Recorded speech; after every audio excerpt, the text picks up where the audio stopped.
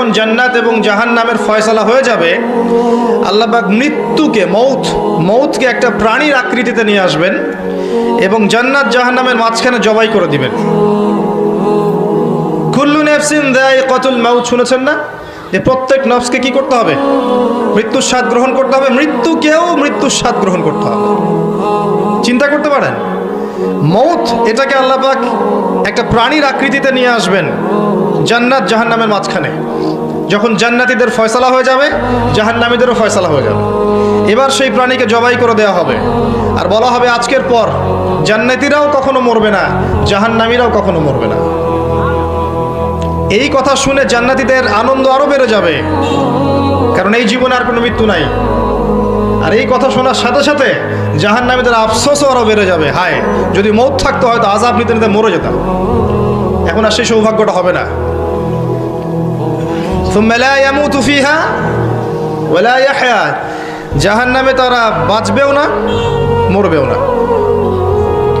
আল্লাহ পাকের সমীকরণ খুব সহজ। যদি পৃথিবীতে আমরা আল্লাহ এবং তার রাসূলের আনুগত্য করি, ইনশাআল্লাহ তাআলা সেই জান্নাতে ফিরে যাব যেখান থেকে এখানে এসেছি। আমরা কি পৃথিবীর প্রাণী ছিলাম? আমরা কিন্তু পৃথিবীর অধিবাসী ছিলাম না। আজকে দেখেন না পশ্চিমা বিশ্ব কি করে, এলিয়েন খুঁজে বেড়ায় না? কথা বোঝা যায়? পশ্চিমা বিশ্ব কি করে, এলিয়েন খোঁজে না? তারা নিজেরা জানেই না যে আমরা এই পৃথিবীতে এসেছি জান্নাত থেকে। আমরা নিজেরাই তো এই পৃথিবীর বাসিন্দা নই। সুবহানাল্লাহ। আমরা কোথায় ছিলাম? জান্নাতে ছিলাম। আমাদের বাবা মা কোথায় ছিলেন? এই পৃথিবীতে আমরা আল্লাহর হুকুমে এসেছি, নির্দিষ্ট সময়ের জন্য থাকবো। এর পরে কোথায় যাব?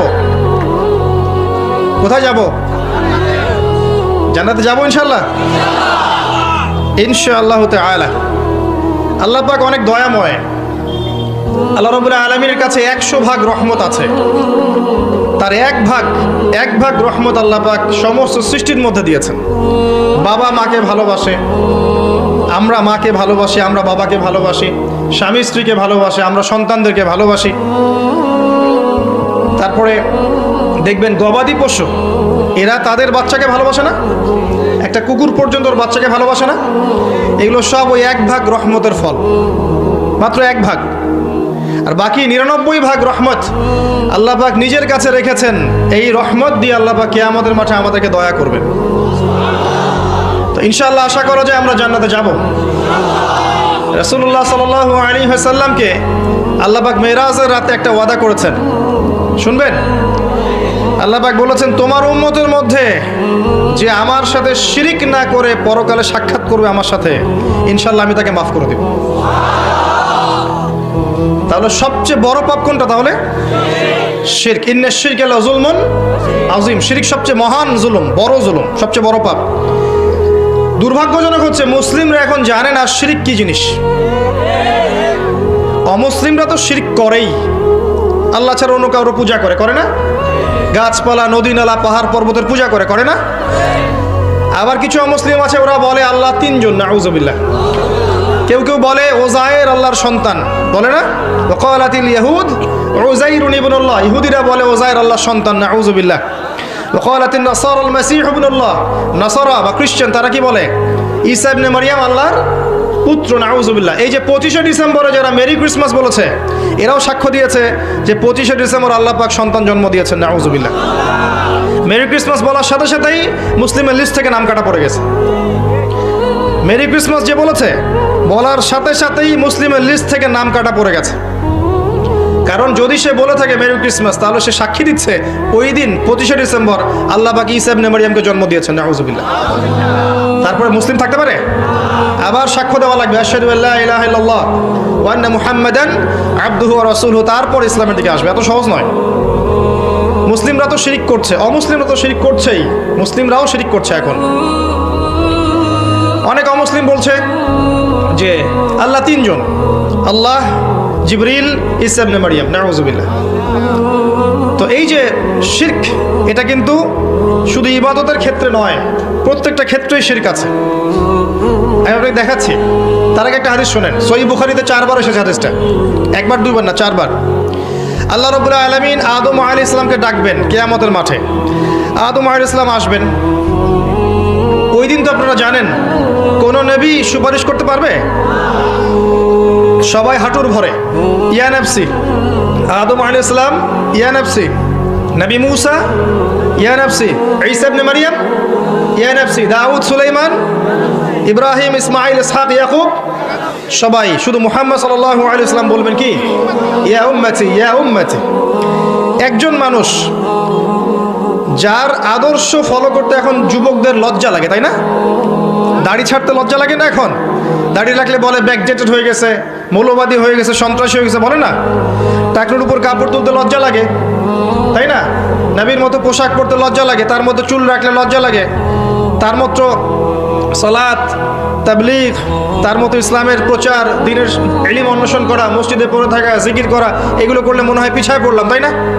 এখন কনসেপ্ট এমন চলে আসছে না? এগুলো গিলানো হচ্ছে না? এগুলো গিলানো হচ্ছে। কিন্তু সেই একমাত্র ব্যক্তি মুহাম্মদ সাল্লাল্লাহু আলাইহি ওয়াসাল্লাম, যার চেয়ে বিচক্ষণ স্মার্ট কোনো ব্যক্তিত্ব পৃথিবীতে ছিল না, আসবেও না। যার পূর্বের সমস্ত গুনাহ মাফ, পিছনের সমস্ত গুনাহ মাফ, যিনি হচ্ছেন আমাদের উসওয়াতুল হাসানা, তাই নয় কি? Role model. আপনার রোল মডেল, আপনি কাকে ফলো করবেন? একটা মানুষ কি সরাসরি আল্লাহকে পেতে পারে? একটা মাধ্যম লাগবে না? মাধ্যমটাকে আমাদের মুহাম্মদ সাল্লাল্লাহু আলাইহি ওয়াসাল্লাম। তার সাথে যার কথা মিলে যাবে আপনি নেবেন, তার আদর্শের সাথে যার কথাই মিলে যাবে আপনি গ্রহণ করবেন। যদি না মেলে গ্রহণ করবেন না। উনি আপনার উসওয়াতুল হাসানা, আপনার রোল মডেল, সুপার হিরো আপনার জন্য, তাই নয় কি?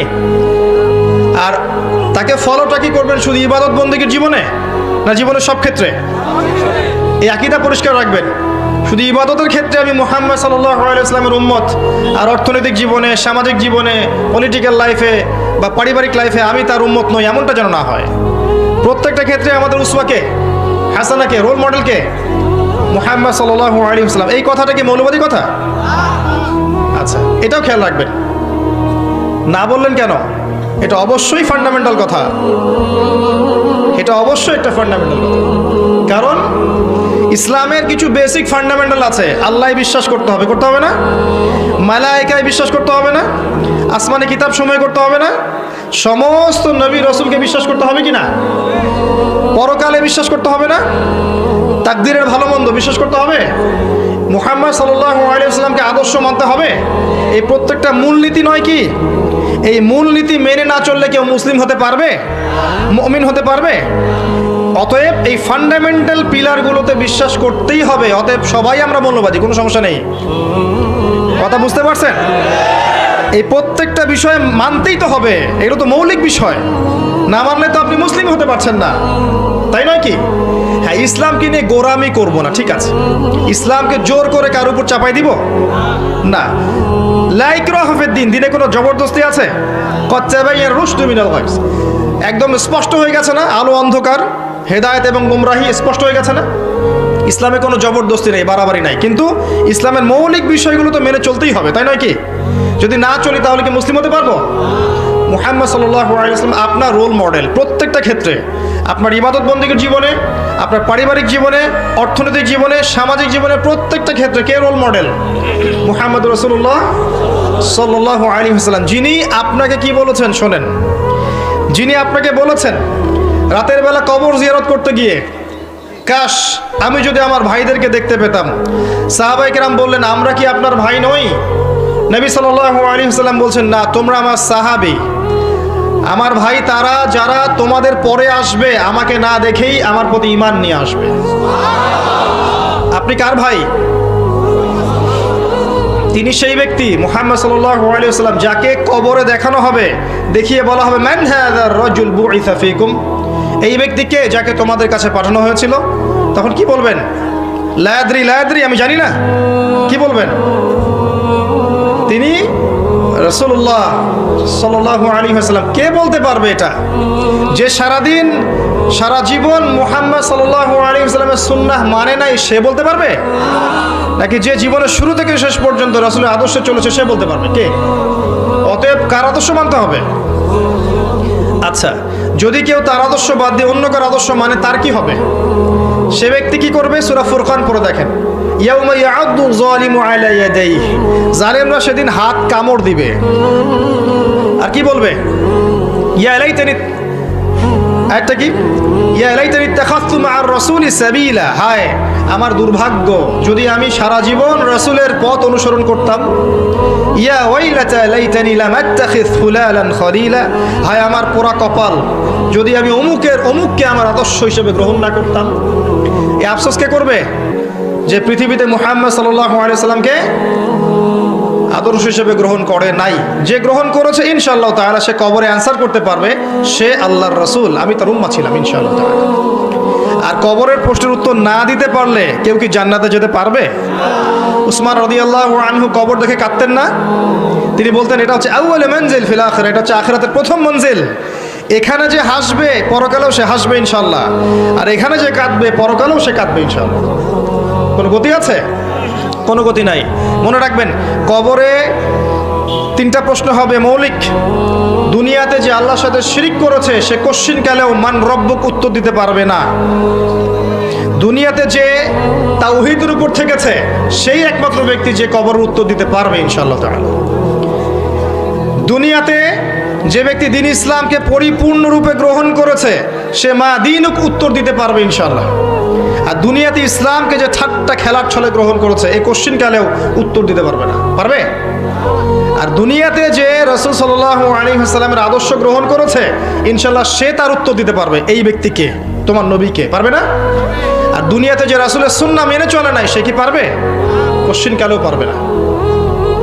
এই ব্যক্তি সেই ব্যক্তি যিনি ইয়া উম্মতি বলবেন যেদিন সবাই বলবে ইয়া নাফসি ইয়া নাফসি। মুহাম্মদ সাল্লাল্লাহু আলাইহি ওয়াসাল্লাম সেই ব্যক্তি যিনি হাউজে কাউসারের সামনে দাঁড়িয়ে থাকবেন আপনার আমার জন্য, কি হাতে? কাউসারের পানি হাতে। নবী সাল্লাল্লাহু আলাইহি ওয়াসাল্লামকে কষ্ট দিয়েছিল কিছু মানুষ, তারা বলেছিল যে তোমার তো সন্তান বেঁচে থাকে না, পুত্র সন্তান বেঁচে থাকে না। নবী সাল্লাল্লাহু আলাইহি ওয়াসাল্লাম মনে কষ্ট পেয়েছিলেন। এদিক থেকে কথা আসছে কি জন্য ভাই? কি সমস্যা আপনাদের? কোনো সমস্যা থাকলে চলে যান, যদি প্রবলেম হয় চলে যান। লিসেন, এখানে বহু মানুষ বসে আছেন নিশ্চুপ হয়ে, তারা নিশ্চুপ হয়ে কথা শুনছেন, এখানে আপনি কথা বলছেন। আচ্ছা আসেন, লেকচারে আসেন। মুহাম্মদ সাল্লাল্লাহু আলাইহি ওয়াসাল্লাম কি নিয়ে দাঁড়িয়ে থাকবেন ভাই? হাউজে কাউসারের পানি। নবী সাল্লাল্লাহু আলাইহি ওয়াসাল্লাম মন খারাপ করেছিলেন যখন তাকে বলেছিল যে তুমি লেজ কাটা, নাউযুবিল্লাহ। আমাদের নবী এমন একজন ব্যক্তি ছিলেন যিনি মনে কষ্ট পেলে আল্লাহ পাক শুনে ফেলতেন না? তিনি মনে কষ্ট পেলেও আল্লাহ পাক তার পক্ষে আয়াত নাজিল করতেন। তিনি আকাশের দিকে মুখ তুলে তাকাচ্ছিলেন, মনে মনে ইচ্ছা করছিলেন যদি কিবলাটা পরিবর্তন হতো, যদি বাইতুল মাকদাসের দিকে না মুখ করে আমাকে কাবার ঘরে মুখ করার অনুমতি দেওয়া হতো। আল্লাহ মনের কথা শুনে ফেললেন। আল্লাহ পাক বললেন ফাওয়াল্লি ওয়াজহাকা শাতরাল মসজিদিল হারাম, তোমার চেহারাকে মসজিদুল হারামের দিকে ঘোরাও। কিবলা চেঞ্জ হয়ে গেল। আমাদের নবী সাল্লাল্লাহু আলাইহি ওয়াসাল্লাম বাসায় ছিলেন, বাহির থেকে কিছু বেদুইন তাকে ডাকছিল, ইয়া মুহাম্মদ ইয়া মুহাম্মদ আখরিজ ইলাইনা, আমাদের দিকে আসেন, আমাদের দিকে আসেন। একটু জোরে কথা বলছিল। আল্লাহ পাক আয়াত নাজিল করেছে, সূরা হুজুরাত পড়ে দেখবেন। যখন তিনি বাসায় থাকবেন তখন তোমাদের জন্য উচিত ছিল সবর করা, এটাই তোমাদের জন্য কল্যাণকর ছিল। আল্লাহ সহ্য করেন না নবীর মনের কষ্ট, সহ্য করেন। যখন তারা বলল যে তোমার তো সন্তান বাঁচে না, আল্লাহ পাক আয়াত নাজিল করলেন ইন্না আতাইনাকাল কাউসার, হে নবী আপনি কষ্ট পায়েন না, আমি তো আপনাকে কাউসার প্রদান করেছি। কি দিয়েছি? জান্নাতুল ফিরদাউস তো দিবই, মাকামে মাহমুদ পাবেন, কাউসার দিয়েছি আপনাকে। ওরা আপনাকে বলছে আপনার সন্তান বাঁচে না, আপনি মনে কষ্ট নিয়েন না। ফাসাল্লি লিরাব্বিকা ওয়ানহার, বরং আপনি আপনার রবের জন্য সালাত পড়েন এবং স্যাক্রিফাইস করেন, কুরবানি করেন। ইন্না শানিয়াকা হুয়াল আবতার, আপনার শত্রু যারা এরা নির্বংশ হয়ে থাকবে, লেজ কাটা হয়ে থাকবে। কারণ আপনি হকের উপর আছেন। আজকের যুগেও যে বা যারাই হকের উপর থাকবে, যত মানুষ মিলে ওর চারপাশে শত্রুতা করুক না কেন, ধুলার মতো উড়ে যাবে ইনশাআল্লাহ তাআলা। লেজ কেটে পড়ে থাকবে, ইতিহাস থেকে নাম মুছে যাবে, মানুষ ওদেরকে মনে রাখবে না কোশ্চিনকালেও। আর যারা হকের উপর থাকবে না, যারা হকের উপর থাকবে না, বাতিলের উপর থাকবে, ইতিহাস থেকে, আল্লাহ পাকের ইতিহাস থেকে ওদের নাম মুছে যাবে ইনশাআল্লাহ। তো মুহাম্মদ সাল্লাল্লাহু আলাইহি ওয়াসাল্লাম হাউজে কাউসারের সেই পানি নিয়ে আপনার সামনে দাঁড়িয়ে থাকবেন এবং উম্মাহ তার কাছে যাবে। ওই দিন পিপাসা থাকবে না ভাই? কারো ঘাম টাকনু, কারো হাঁটু, কারো কাঁধ, কারো একদম চিবুক, পানির জন্যে, এক ঢোক পানির জন্যে নবী সাল্লাল্লাহু আলাইহি ওয়াসাল্লাম পানি পান করাবেন। কাকে? আপনাকে, আমাকে। মনে রাখবেন, ওই দিন পানি পান করতে করতে করতে করতে হঠাৎ একটা পর্দা পড়ে যাবে। কি হবে? পর্দা পড়ে যাবে। এবার উম্মতে মুহাম্মাদের এক শ্রেণীর মানুষ বলবে, তাদের সংখ্যা কিন্তু কম নয়, অনেক। তারা বলবে, ইয়া রাসূলুল্লাহ, আমরা তো আপনার উম্মত ছিলাম। এবং নবী সাল্লাল্লাহু আলাইহি ওয়াসাল্লাম বলবেন, ইন্নাহুম মিন্নি, তারা তো আমার উম্মত, কি জন্য পর্দা পড়ে গেল?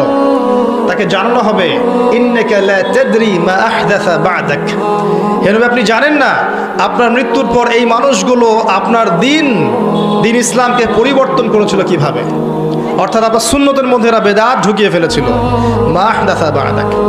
তখন নবী সাল্লাল্লাহু আলাইহি ওয়াসাল্লাম বলবেন, সুহকান সুহকান লিমান গায়্যারা বা'দি, দূর হয়ে যাও, দূর হয়ে যাও যারা আমার দিনকে পরিবর্তন করেছে। অতএব সুন্নাহ যেটা দেয়া আছে সেভাবেই পালন করতে হবে। নতুন করে ধর্মের মধ্যে কিছু প্রচার করা যাবে? ঢোকানো যাবে? বের করা যাবে? দিন পরিপূর্ণ নয়। আল্লাহ পাক দিনকে পরিপূর্ণ করেননি। সূরা মাইদা 3 নম্বর আয়াতে আছে না, আল ইয়াউমা আকমালতু লাকুম দীনাকুম, দিনকে পরিপূর্ণ করেছি, কামেল করেছি। ওয়া আতমামতু আলাইকুম নি'মাতি ওয়া রাদিতু লাকুমুল ইসলাম দীনান, স্পষ্ট কথা আছে। তো মুহাম্মদ সাল্লাল্লাহু আলাইহি ওয়াসাল্লাম সেই ব্যক্তি যিনি ইয়া উম্মতি ইয়া উম্মতি বলেন। শুধু তাই নয়, আরেকটা কথা বলি, কবিরা গুনাহগার ব্যক্তিদের জন্য জাহান্নামের ফয়সালা হয়ে যাবে এই উম্মতের। কারণ কবিরা গুনাহ যারা তওবা না করে মারা যাবে, এর শাস্তি তো ভোগ করতে হবে, হবে না? আর কবিরা গুনাহ কি কি জানেন তো? কিতাবুল কাবায়ের আছে, বাজারে কিনতে পাওয়া যায়। সেখানে অনেকগুলো কবিরা গুনাহ লিস্ট করা আছে। একটা একটা করে দেখবেন এবং কোন কোন গুনার সাথে আপনি সম্পৃক্ত আছেন আলাদা আলাদা করে তওবা করবেন ইনশাআল্লাহ। করা যাবে না? তওবা হবে এমনভাবে, আল্লাহ আমি যা করেছি আমাকে মাফ করে দাও, ইনশাআল্লাহ আমি আর ভবিষ্যতে এই পাপে লিপ্ত হব না।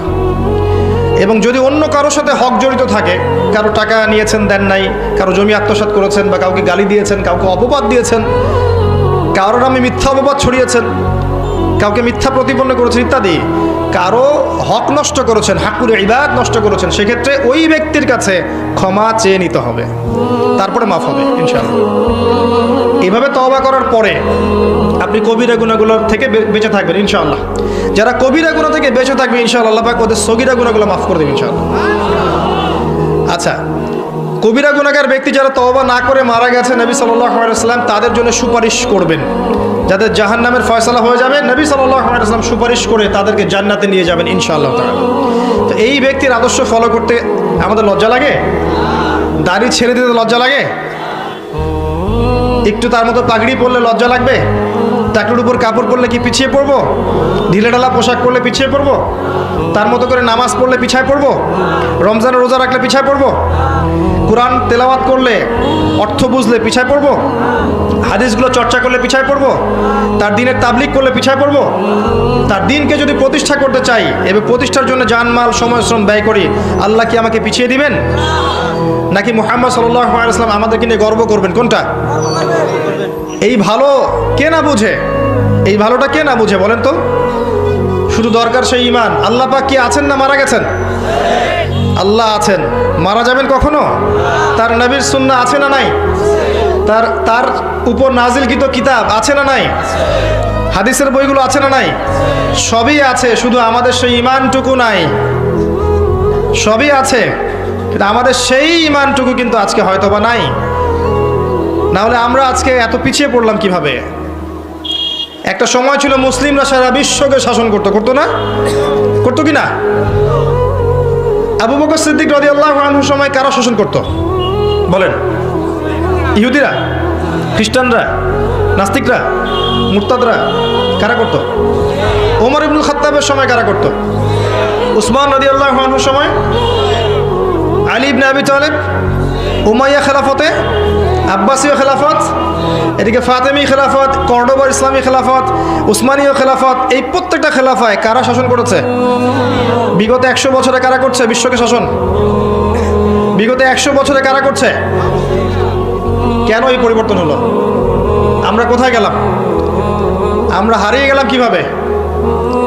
বিশ্বের প্রতিটা ডিপার্টমেন্ট, পলিটিক্স, ইকোনমিক্স, এডুকেশন, আপনার ওয়ার্ল্ড অ্যাফেয়ার্স, আপনার সংস্কৃতি, আপনার মিডিয়া, প্রযুক্তি, সামরিক বিষয়, অস্ত্রশস্ত্র কারা নিয়ন্ত্রণ করছে? মুসলিমরা করছে। আমরা এই জায়গায় আসলাম কিভাবে বিগত 100 বছরে? এই ইতিহাসটা কখনো পড়া লাগবে না, জানা লাগবে না? এখন যদি বলি যে বিগত 100 বছরে আমরা পিছিয়ে পড়েছি, আমি কি উম্মার অবমাননা করলাম? না, আমি উম্মার সমস্যা তুলে ধরলাম। সমস্যা ফাইন্ড আউট করতে না পারলে সলিউশন পাওয়া যায়? যদি আমি সমস্যা খুঁজে বের করতে না পারি, আমি কি সলিউশন পাবো না। এই অবস্থায় এমনি এমনি আসি নাই আমরা। কিভাবে আসছি? প্রথমত কোরআন থেকে সরে গেছি, নবীর সুন্নাহ থেকে সরে গেছি, দুনিয়াকে বেশি প্রাধান্য দিয়েছি পরকালের চাইতে, অর্থনৈতিক জীবনে হালাল হারামের পরোয়া করছি না, পারিবারিক কাঠামো ভেঙে যাচ্ছে, নামাজি ব্যক্তির সংখ্যা কমেছে। নামাজি ব্যক্তির সংখ্যা কিন্তু দেখবেন আমাদের 90% মুসলিম বলেন ঠিকই, খেয়াল করে দেখবেন মসজিদে কিন্তু ফজরের নামাজে 90% নাই, আছে না? আমরা বলি ঠিকই 90% মুসলিম, দেখবেন 90% মুসলিমের মধ্যে ম্যাক্সিমামই কোরআন বিশুদ্ধ করে তেলাওয়াত করতে পারে না, পারে? আবার যারা পারে অনেকেই অর্থ বুঝি না, আছি না এরকম? আমরা পিছিয়ে পড়ি নেই। শিক্ষা ব্যবস্থা দিকে তাকান, আমরা কি সবাই ইসলামিক শিক্ষা শিক্ষিত হতে পারছি? মাস্টার্স করেও কি ওযুর মাসআলা জানতে পারছি? এমন অনেক মানুষ আছে BBA করেছে, ফরজ ওয়াজিব সুন্নত মুস্তাহাব বলতে পারে না, এরকম আছে না? তাদের কি এই শিক্ষার অধিকার ছিল না? আচ্ছা, ইকোনমিক সেকশনে যান, সুদ, ঘুষ, দুর্নীতি এগুলো কারা করছে? আমরা করছি না? করছি। যুব সমাজের দিকে তাকান, যে মাদক, যে pornography, free mixing, girlfriend boyfriend সংস্কৃতি, জুয়া, ক্যাসিনো, পাবজি, টিকটক কারা করছে এগুলা? অমুসলিম যুবকরা আমরা।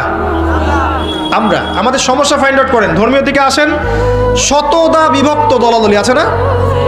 কতগুলো দল আছে আমাদের ধর্মীয়? কতগুলো আছে ভাই? নবী তো বলেছেন 73 দলে ভাগ হবে। বাংলাদেশ ঘাটলেই দেখা যাবে যে 7300 দল আছে মনে হয়, আল্লাহ ভালো জানে, আছে না? সবাই দাবি করছে কি? সবাই দাবি করছে আমি জান্নাতি বা আমি হকপন্থী দল, তাই নয় কি? আমার দলে আসো, ফর্ম পূরণ করো, জান্নাতের সার্টিফিকেট নিয়ে যাও, তাই নয়? আমার দলে আসো, ফর্মটা পূরণ করো, জান্নাতের সার্টিফিকেট নিয়ে যাও। আগে ভাই আপনারা বসেন এক জায়গায় বসে আগে ফিক্স করেন কোনটা সঠিক। আগে আমাদেরকে ফিক্স করে দেখান যে কোনটা সঠিক, কারা সত্যিকার অর্থেই হকের উপর আছে। একটা মানুষ যখন হেদায়েত পেয়ে ইসলামের দিকে আসছে, সে বিভ্রান্ত হয়ে যাচ্ছে, আমি যাব কোথায়, কার সাথে? আবার কখনো দেখা যায় একটা দলের মধ্যে উপদল আছে আবার অনেকগুলা, তাই নয় কি? একটা প্ল্যাটফর্ম, একই মানহাজ, একই মাযহাব, তার মধ্যে উপদল আবার অনেকগুলো, প্রত্যেকের আলাদা আলাদা নেতা, আলাদা আলাদা আমির, এবং সবাই বলছে আমি হকপন্থী। কি করবেন আপনি এখন? কি করবেন? মুশকিল না অবস্থা? একটা বিভক্ত জাতি কি শক্তিশালী হয় কখনো? যদি আমরা বিভক্ত না হতাম, আমরা কি শক্তিশালী হতাম না? অমুসলিমদের দিকে তাকান, যারা ইসলামের প্রকাশ্য শত্রু, ওদের দিকে তাকান, এরা কি ইউনাইটেড না, ঐক্যবদ্ধ না? ওদের মধ্যে কিন্তু হাজারটা বিষয়ে ইখতিলাফ আছে, জানেন? ওদের মধ্যে আপোষে অনেক বিষয় ইখতিলাফ আছে, কিন্তু একটা বিষয় ঐক্যমত, যে আমরা মুসলিমদেরকে উঠতে দিব না। আর আমাদের মধ্যে দেখবেন হাজারটা বিষয় একমত, আপনার আমার সাথে হাজার বিষয়ের 999টাই একমত, একটা হয়তো দ্বিমত। এটাই যথেষ্ট দুইটা দল হয়ে যাওয়ার জন্য। এই মানসিকতা নিয়ে যদি আমরা চলি, আগামী 100 বছরও কি আমরা জিততে পারবো? এই সমস্যাগুলো ধরিয়ে দেওয়া কি আমার অপরাধ? সুবহানাল্লাহ। আসলে কষ্টে কথাগুলো বললাম। এই যে পিছিয়ে পড়ছি আমরা বিগত 100 বছরে, এইগুলো মেজর রিজন। কোরআন থেকে সরে আসা, নবী সুন্নাহ থেকে সরে আসা, নামাজি ব্যক্তি প্রোটেস্ট্যান্ট ভার্সন হয়ে যাওয়া, ইসলাম পালন করছি, যেটা আমার ভালো লাগে সেটা করছি, এটা ভালো লাগে না করছি না, নামাজ পড়ছি, সুদও খাচ্ছি, যাকাত দেই, ঘুষও খাই, মাশাআল্লাহ রমজান রোজা রাখি, গার্লফ্রেন্ডের সাথে অ্যাফেয়ার করি, আবার দেখবেন তাসবিহ তাহলিল করছি, এদিকে আবার দেখবেন দুর্নীতি করছি। মানে আমরা কিছু অংশ মানছি, কিছু অংশ মানছি না। আবার আমরা ইউনাইটেড না, বিভক্ত। আবার দেখবেন জ্ঞান বিজ্ঞান প্রযুক্তিগত যে শিক্ষাগুলো আছে, এখানে আমরা অতটা আগাতে পারছি না যতটা ওরা এগিয়ে গেছে, তাই নয় কি? সমস্ত এগুলো ওরা নিয়ন্ত্রণ করে ফেলছে। এই যদি হয় অবস্থা, তাহলে আমাদের মেজর সমস্যাগুলোকে ফাইন্ড আউট করার দরকার আছে না? সেগুলোকে আগামী প্রজন্মের জন্য তুলে ধরার দরকার আছে না? আমরা পারি আর না পারি, হয়তো পরের প্রজন্ম যেন এগুলোকে ফেস করে সামনে যেতে পারে, এটা দরকার আছে না? এগুলোর ইন্টেলেক্ট কবে জাগবে আমাদের? আল্লাহ যেন আমাদের সবাইকে শুভবুদ্ধি দান করেন, উম্মার সেই হারানো ঐতিহ্য আল্লাহ পাক আবারও ফিরিয়ে নিয়ে আসেন, আমিন। শোনেন ভাই, আমরা চেষ্টা করি আর না করি, আল্লাহ পাক তো কিছু মানুষকে দ্বারা করাবেন না? আল্লাহ রাসূল সাল্লাল্লাহু আলাইহি ওয়াসাল্লাম কি বলেন নাই জেরুজালেম থেকে খিলাফা আসছে, ঈসা ইবনে মারইয়াম আসবেন, আল মাহদি আসবেন, ওই মাসিহুদ দাজ্জালকে হত্যা করা হবে, 40 বছর বিশ্বে খেলাফা থাকবে, এরপর মানুষ আবার খারাপ হওয়া শুরু করবে, তাদের সামনে কিয়ামত হবে? এগুলো কি হাদিসে নেই?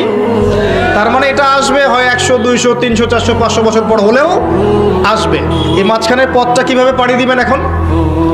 এভাবে কি হেলায় খেলায় দিন পার করবো, নাকি আসলে সমস্যাগুলো ফাইন্ড আউট করে সমাধানের চেষ্টা করতে হবে? কোনটা?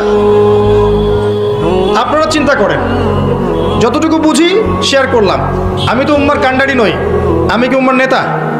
না। আমি কোনো দলের আমির? আমাকে কোনো দেখেছেন কোনো ধর্মীয় দলের ফর্ম পূরণ করতে?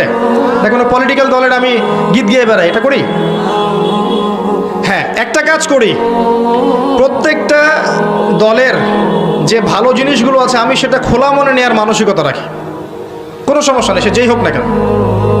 প্রত্যেকটা মুসলিমদের কমিউনিটির মধ্যে যার মধ্যেই যে ভালোটুকু আছে, ভালোটা আমি যাচাই করবো কোরআন সুন্নাহ দিয়ে। কোরআন সুন্নাহর মধ্যে যেটা মিলবে ভালো, আলহামদুলিল্লাহ, ওইটুকু নিতে আমার কোনো আপত্তি নাই। কিন্তু যেগুলো নেগেটিভ বিষয় সেগুলোকে উম্মার ঐক্যের খাতিরে এখন এড়িয়ে যাওয়া লাগবে না? ওই বিষয়গুলো কিনে পড়ে থাকি, আমরা কি ওদের সাথে ফাইট করতে পারবো? যদি ছোট ছোট বিষয়গুলো কিনে একতলাফে পড়ে থাকি, আমরা কি ওদের সাথে আদৌ ফাইট করতে পারবো? তার সময়টা নষ্ট হবে। এই সময়টুকুর মধ্যে দেখবেন ওরা আরও এগিয়ে যাবে, আরও শক্তিশালী হবে। এইটুকু বোঝার জন্য কি আপনার পিএইচডি করার দরকার আছে? এইটুকু বোঝার জন্য কমন সেন্স যথেষ্ট না? আল্লাহ পাক আমাদেরকে কমন সেন্স দান করুন, উম্মার ঐক্য দান করুন, আমাদের মধ্যে আল্লাহ পাক তাওহীদ দান করুন, সুন্নাহ দান করুন, ওলামায়ে কেরামের ঐক্য দান করুন। আল্লাহ পাক আমাদের যুব সমাজকে কবুল করুন, আমাদের পরবর্তী প্রজন্মকে কবুল করুন। আল্লাহ পাক যেন আমাদেরকে এই বিশ্বকে চ্যালেঞ্জ করার মতো জ্ঞানী হওয়ার তৌফিক দান করেন। কোরআন সুন্নাহকে হাতে নিয়ে ওয়ার্ল্ডকে ডিল করার মতো যোগ্যতা আল্লাহ পাক দান করেন। আল্লাহুম্মা আমিন। আসেন মূল জায়গায় আসি। নবী সাল্লাল্লাহু আলাইহি ওয়াসাল্লামের আদর্শ মেনে চললে এগুলো ডিল করা কোনো বিষয় ছিল না। আমরা তার আদর্শ থেকে অনেকটা সরে এসেছি, কিন্তু তিনি সেই ব্যক্তি যিনি আপনার জন্য সুপারিশ করবেন, হাউজে কাউসারে পানি পান করাবেন। আপনাকে তার আদর্শ মানতে আল্লাহ পাক আদেশ করেছেন। যে হাদিসটা থেকে এদিকে এসেছি ওই জায়গায় আসেন। নবী সাল্লাল্লাহু আলাইহি ওয়াসাল্লাম এটা করবেন কিয়ামতের মাঠে, কিন্তু আদম আলাইহিস সালামকে আল্লাহ পাক ডাকবেন, ডেকে বলবেন, শোনেন, তোমার সন্তানদের মধ্য থেকে জাহান্নামীদেরকে আলাদা করে দাও। কাদেরকে? কাকে বলবেন? আচ্ছা, আদম আলাইহিস সালাম বলবেন, হে আল্লাহ, কতজনকে? কি বলবেন? কতজনকে? আল্লাহ পাক বলবেন 1999 জনকে। কি বুঝলেন?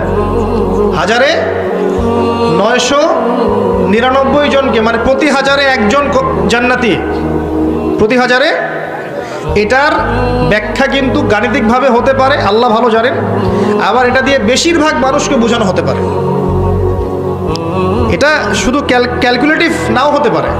এটার ব্যাখ্যা এটাও হতে পারে যে মেজরিটি সংখ্যক জাহান্নামে যাবে, এটাও হতে পারে। আল্লাহু আ'লাম বিসসাওয়াব। হাদিসে এভাবে এসেছে। এখন আল্লাহ পাক কিন্তু বলেছেন সূরা নিসার মধ্যে যে ইন্নাল্লাহা লা ইয়াগফিরু আন ইউশরাকা বিহি ওয়া ইয়াগফিরু মা দুনা যালিকা লিমান ইয়াশা। আল্লাহ পাক তার সাথে শিরকের পাপ ক্ষমা করবেন না, কিন্তু এছাড়া যে কোনো পাপ আল্লাহ যাকে ইচ্ছা মাফ করতে পারেন। কথা বোঝেন? আল্লাহ বলেছেন আল্লাহ পাক শিরক ছাড়া অন্য যে কোনো পাপ যাকে ইচ্ছা মাফ করতে পারেন। কথা কি বুঝতে পারছেন? আচ্ছা, তাহলে এই যে মেজরিটি সংখ্যক মানুষ জাহান্নামে যাচ্ছে, এদের আমল নামায় কোন পাপটা থাকতে পারে? কথা কি বুঝতে পারছেন? কারণ শিরক ছাড়া অন্য পাপ থাকলে আল্লাহ তো চাইলে মাফ করতে পারতেন, তাই নয় কি? একটা পাপ আল্লাহ পাক তওবা না করে মারা গেলে মাফ করবেন না, এটা আল্লাহ পাক বলেছেন। এমনকি নবী সাল্লাল্লাহু আলাইহি ওয়াসাল্লামকে বলেছেন, লাইন আশরাকতা লা ইয়াহবাতান্না আমালুক, তুমি যদি শিরক করো তোমার আমল নষ্ট করে দেব আমি। তো বুঝতে পারলাম শিরকের পাপ ছাড়া অন্য যে কোনো পাপ আল্লাহ পাক যাকে ইচ্ছা মাফ করতে পারেন। ইন্নাহু মা ইউশরিক বিল্লাহ ফাকাদ হারামাল্লাহু আলাইহিল জান্নাহ ওয়া মা'ওয়াহুন নার ওয়া মা লিযালিমিন মিন আনসার। যে আল্লাহ নিশ্চয়ই যারা আল্লাহর সাথে শিরক করেছে এদের জন্য আল্লাহ পাক জান্নাতকে হারাম করে দিয়েছেন, আর জাহান্নাম অবধারিত করে দিয়েছেন। জালেমদের জন্য কোনো সাহায্যকারী নেই। ওই যে মেরাজের রাতে আল্লাহ পাক বললেন যে তোমার উম্মতের মধ্যে কেউ যদি শিরক না করে মারা যায় আমি তাকে মাফ করে দিব। তাহলে ওই যে বেশিরভাগ মানুষ জাহান্নামে যাচ্ছে কোন পাপের কারণে ভাই? শিরকের পাপের কারণে। এটা বুঝতে পারছেন এখন? আচ্ছা, তার মানে আমাদের সবচেয়ে বেশি সতর্ক থাকতে হবে কোন পাপের ব্যাপারে? শিরকের পাপের ব্যাপারে। এখন আমার প্রশ্ন যে শিরক কাকে বলে সবাই জানি কি না? কত ভাবে শিরক হতে পারে কে বলতে পারবেন?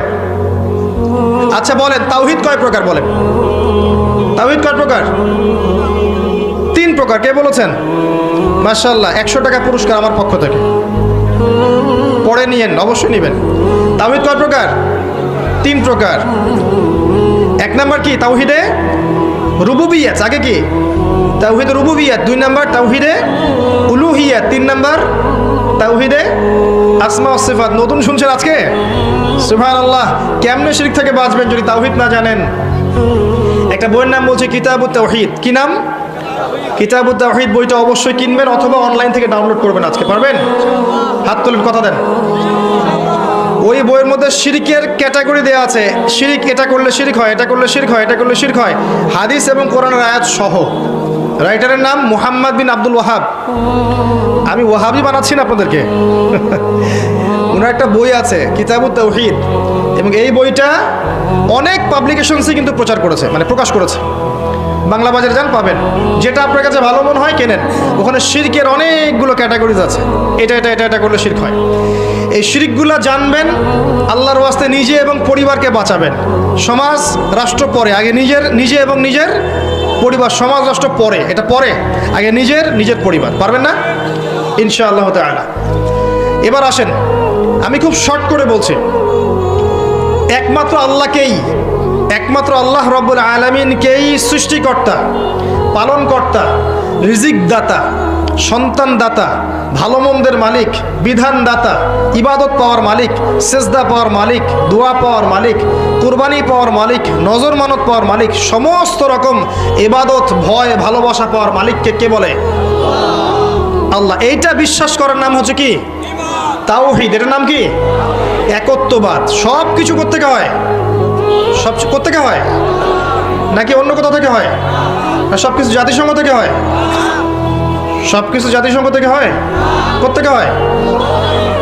এখন বিশ্বের সব কিছু ওখান থেকে হয়, সব ওখান থেকে হয়। আল্লাহ থেকে সব কিছু হয়। এই কনসেপ্টের নাম কি? তাওহীদ, একত্ববাদ। এখন কেউ যদি বিশ্বাস করে যে আল্লাহ বলতে কেউ নাই, শিরক হবে। কেউ যদি বিশ্বাস করে আল্লাহ আছেন, আরো ইলা আছে, কি হবে? শিরক হবে। কেউ যদি মনে করে আল্লাহ পরকালে পার করাতে পারেন, অমুকও আমাকে, অমুক মৃত মানুষও পার করাতে পারে, কি হবে? আল্লাহ ছাড়া অন্য কারোর জন্য কেউ যদি সেজদা করে, কি হবে? আল্লাহ ছাড়া অন্য কারোর জন্য নজর মানত করলে কি হয়? আল্লাহ ছাড়া অন্য কারোর জন্য কুরবানি করলে কি হবে? আল্লাহ ছাড়া অন্য কারো নামে কসম করলে কি হবে? তাকদীর, ভাগ্যকে অস্বীকার করলে কি হবে?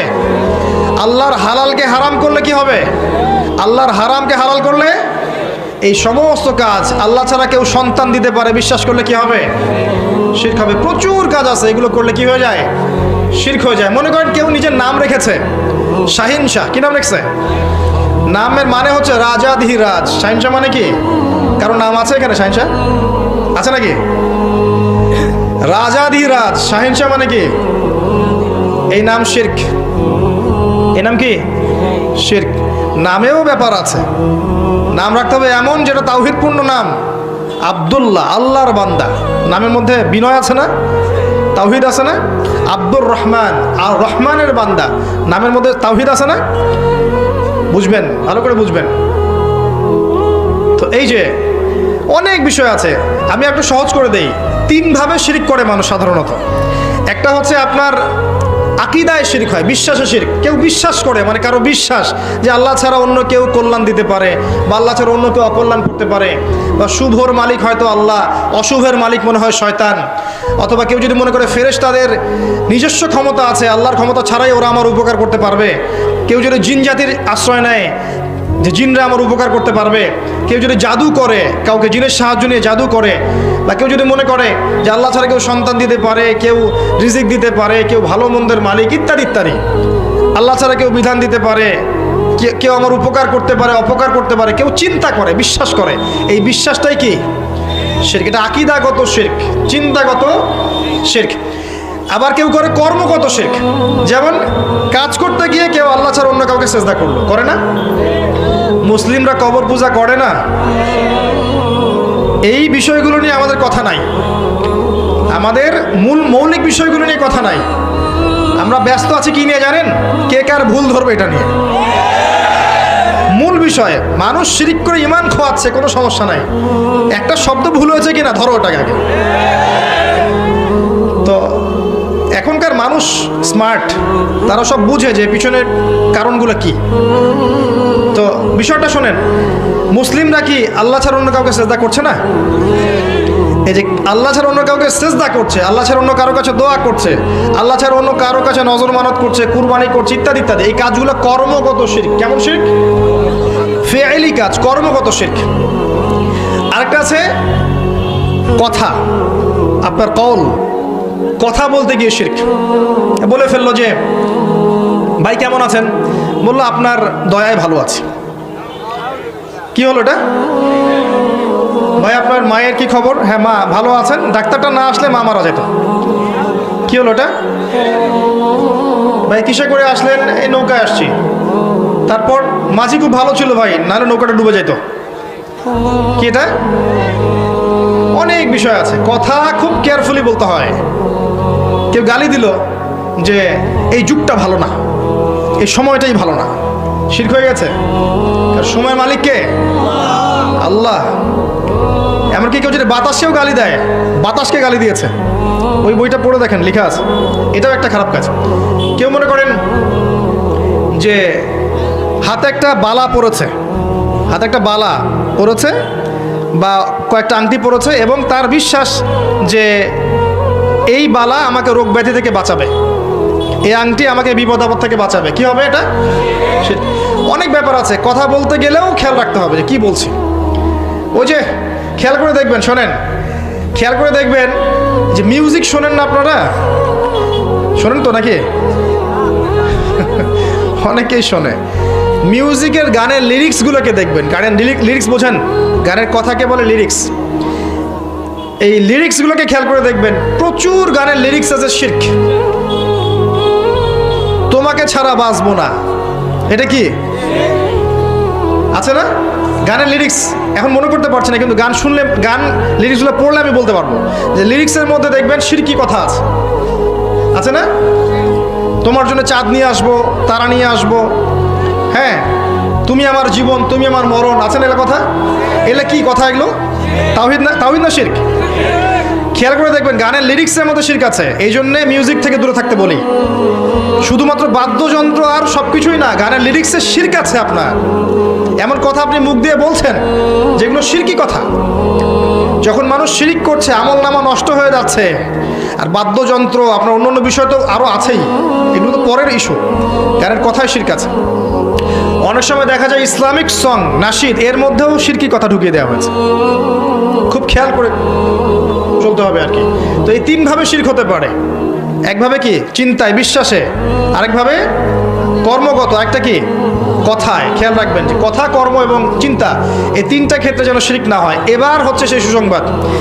নবী সাল্লাল্লাহু আলাইহি ওয়াসাল্লাম একটা হাদিসে কুদসিতে বলেছেন যে আল্লাহ পাক কিয়ামতের মাঠে কি করবেন শোনেন। আল্লাহ রাব্বুল আলামিন বলছেন, হে আদম সন্তান, হে আদম সন্তান, তুমি যদি কিয়ামতের মাঠে আমার সামনে এই আসমান জমিন সমান গুনাহ নিয়ে উপস্থিত হও, কিন্তু তোমার আমলনামায় শিরক না থাকে, তাহলে আমি আল্লাহ তোমার সামনে আসমান জমিনের সমান দয়া বা রহমত নিয়ে হাজির হব। মানে সেই ব্যক্তি কোথায় যাবে? জান্নাতে চলে যাবে ইনশাআল্লাহ আজ্জা ওয়া জাল। একটা পাপ থেকে যদি দূরে থাকতে পারেন, আজকের মাহফিল সফল। যদি আজকের মাহফিলে একটা লেসন নিয়ে যান যে ভাই যা করেছি যত পাপ তওবা করে নিব, আগামী দিনে যে পাপই হোক না কেন শিরিক কুফরের পাপ যেন না হয়। খুব ডেঞ্জারাস শিরিক আর কুফর নিয়ে বলার সময় পাবো না আজকে, শুধু এতটুকু বলছি, আল্লাহ পাকের বিধিবিধানগুলোকে অস্বীকার করা। আল্লাহ পাক বিধান দিয়েছেন সালাত পড়া। কেউ যদি মনে করে অলসতা করে নামাজ পড়ছে না, এটা এক ধরনের মাসআলা। আর কেউ নামাজকে অস্বীকার করছে যে নামাজ পড়া লাগে না, ওইটা পাপী মানুষদের কাজ।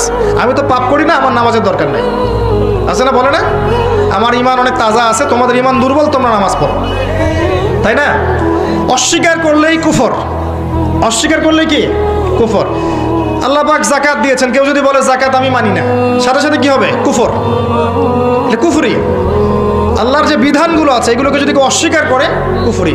মানে না এক বিষয় যে আমি আমল করতে পারছি না, আমি বিশ্বাস করি যে হ্যাঁ এটা আল্লাহর বিধান, আল্লাহ এটা করতে বলেছেন, এটা করতে নিষেধ করেছেন, আমি বিশ্বাস করি, কিন্তু আমি কাজ করতে গিয়ে পারছি না, এটা বিষয় আলাদা।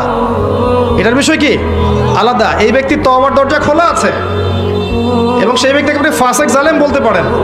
যে ব্যক্তি সরাসরি অস্বীকার করছে, না নামাজ না পড়লেও চলে, নামাজ ফরজ আমি বিশ্বাস করি না, যাকাত ফরজ বিশ্বাস করি না, হ্যাঁ সুদোজা ব্যবসাও তাই একই বিষয়, ইসলামের মৌলিক বিষয় নিয়ে কটাক্ষ করে, আরে পর্দা ওই যুগে চলতে ওই যুগে চলে না, ঠিক আছে, ইসলামের বিধানগুলো ওই যুগে চলতে ওই যুগে চলে না, এই যে কুফর অস্বীকার, এটা কি কুফরের মধ্যে পড়বে। শিরক আর কুফর থেকে দূরে থাকতে পারলে ইনশাআল্লাহ জান্নাতে চলে যাবেন। আরেকটা ডেঞ্জারাস কথা বলি, শোনেন, এটা বলি।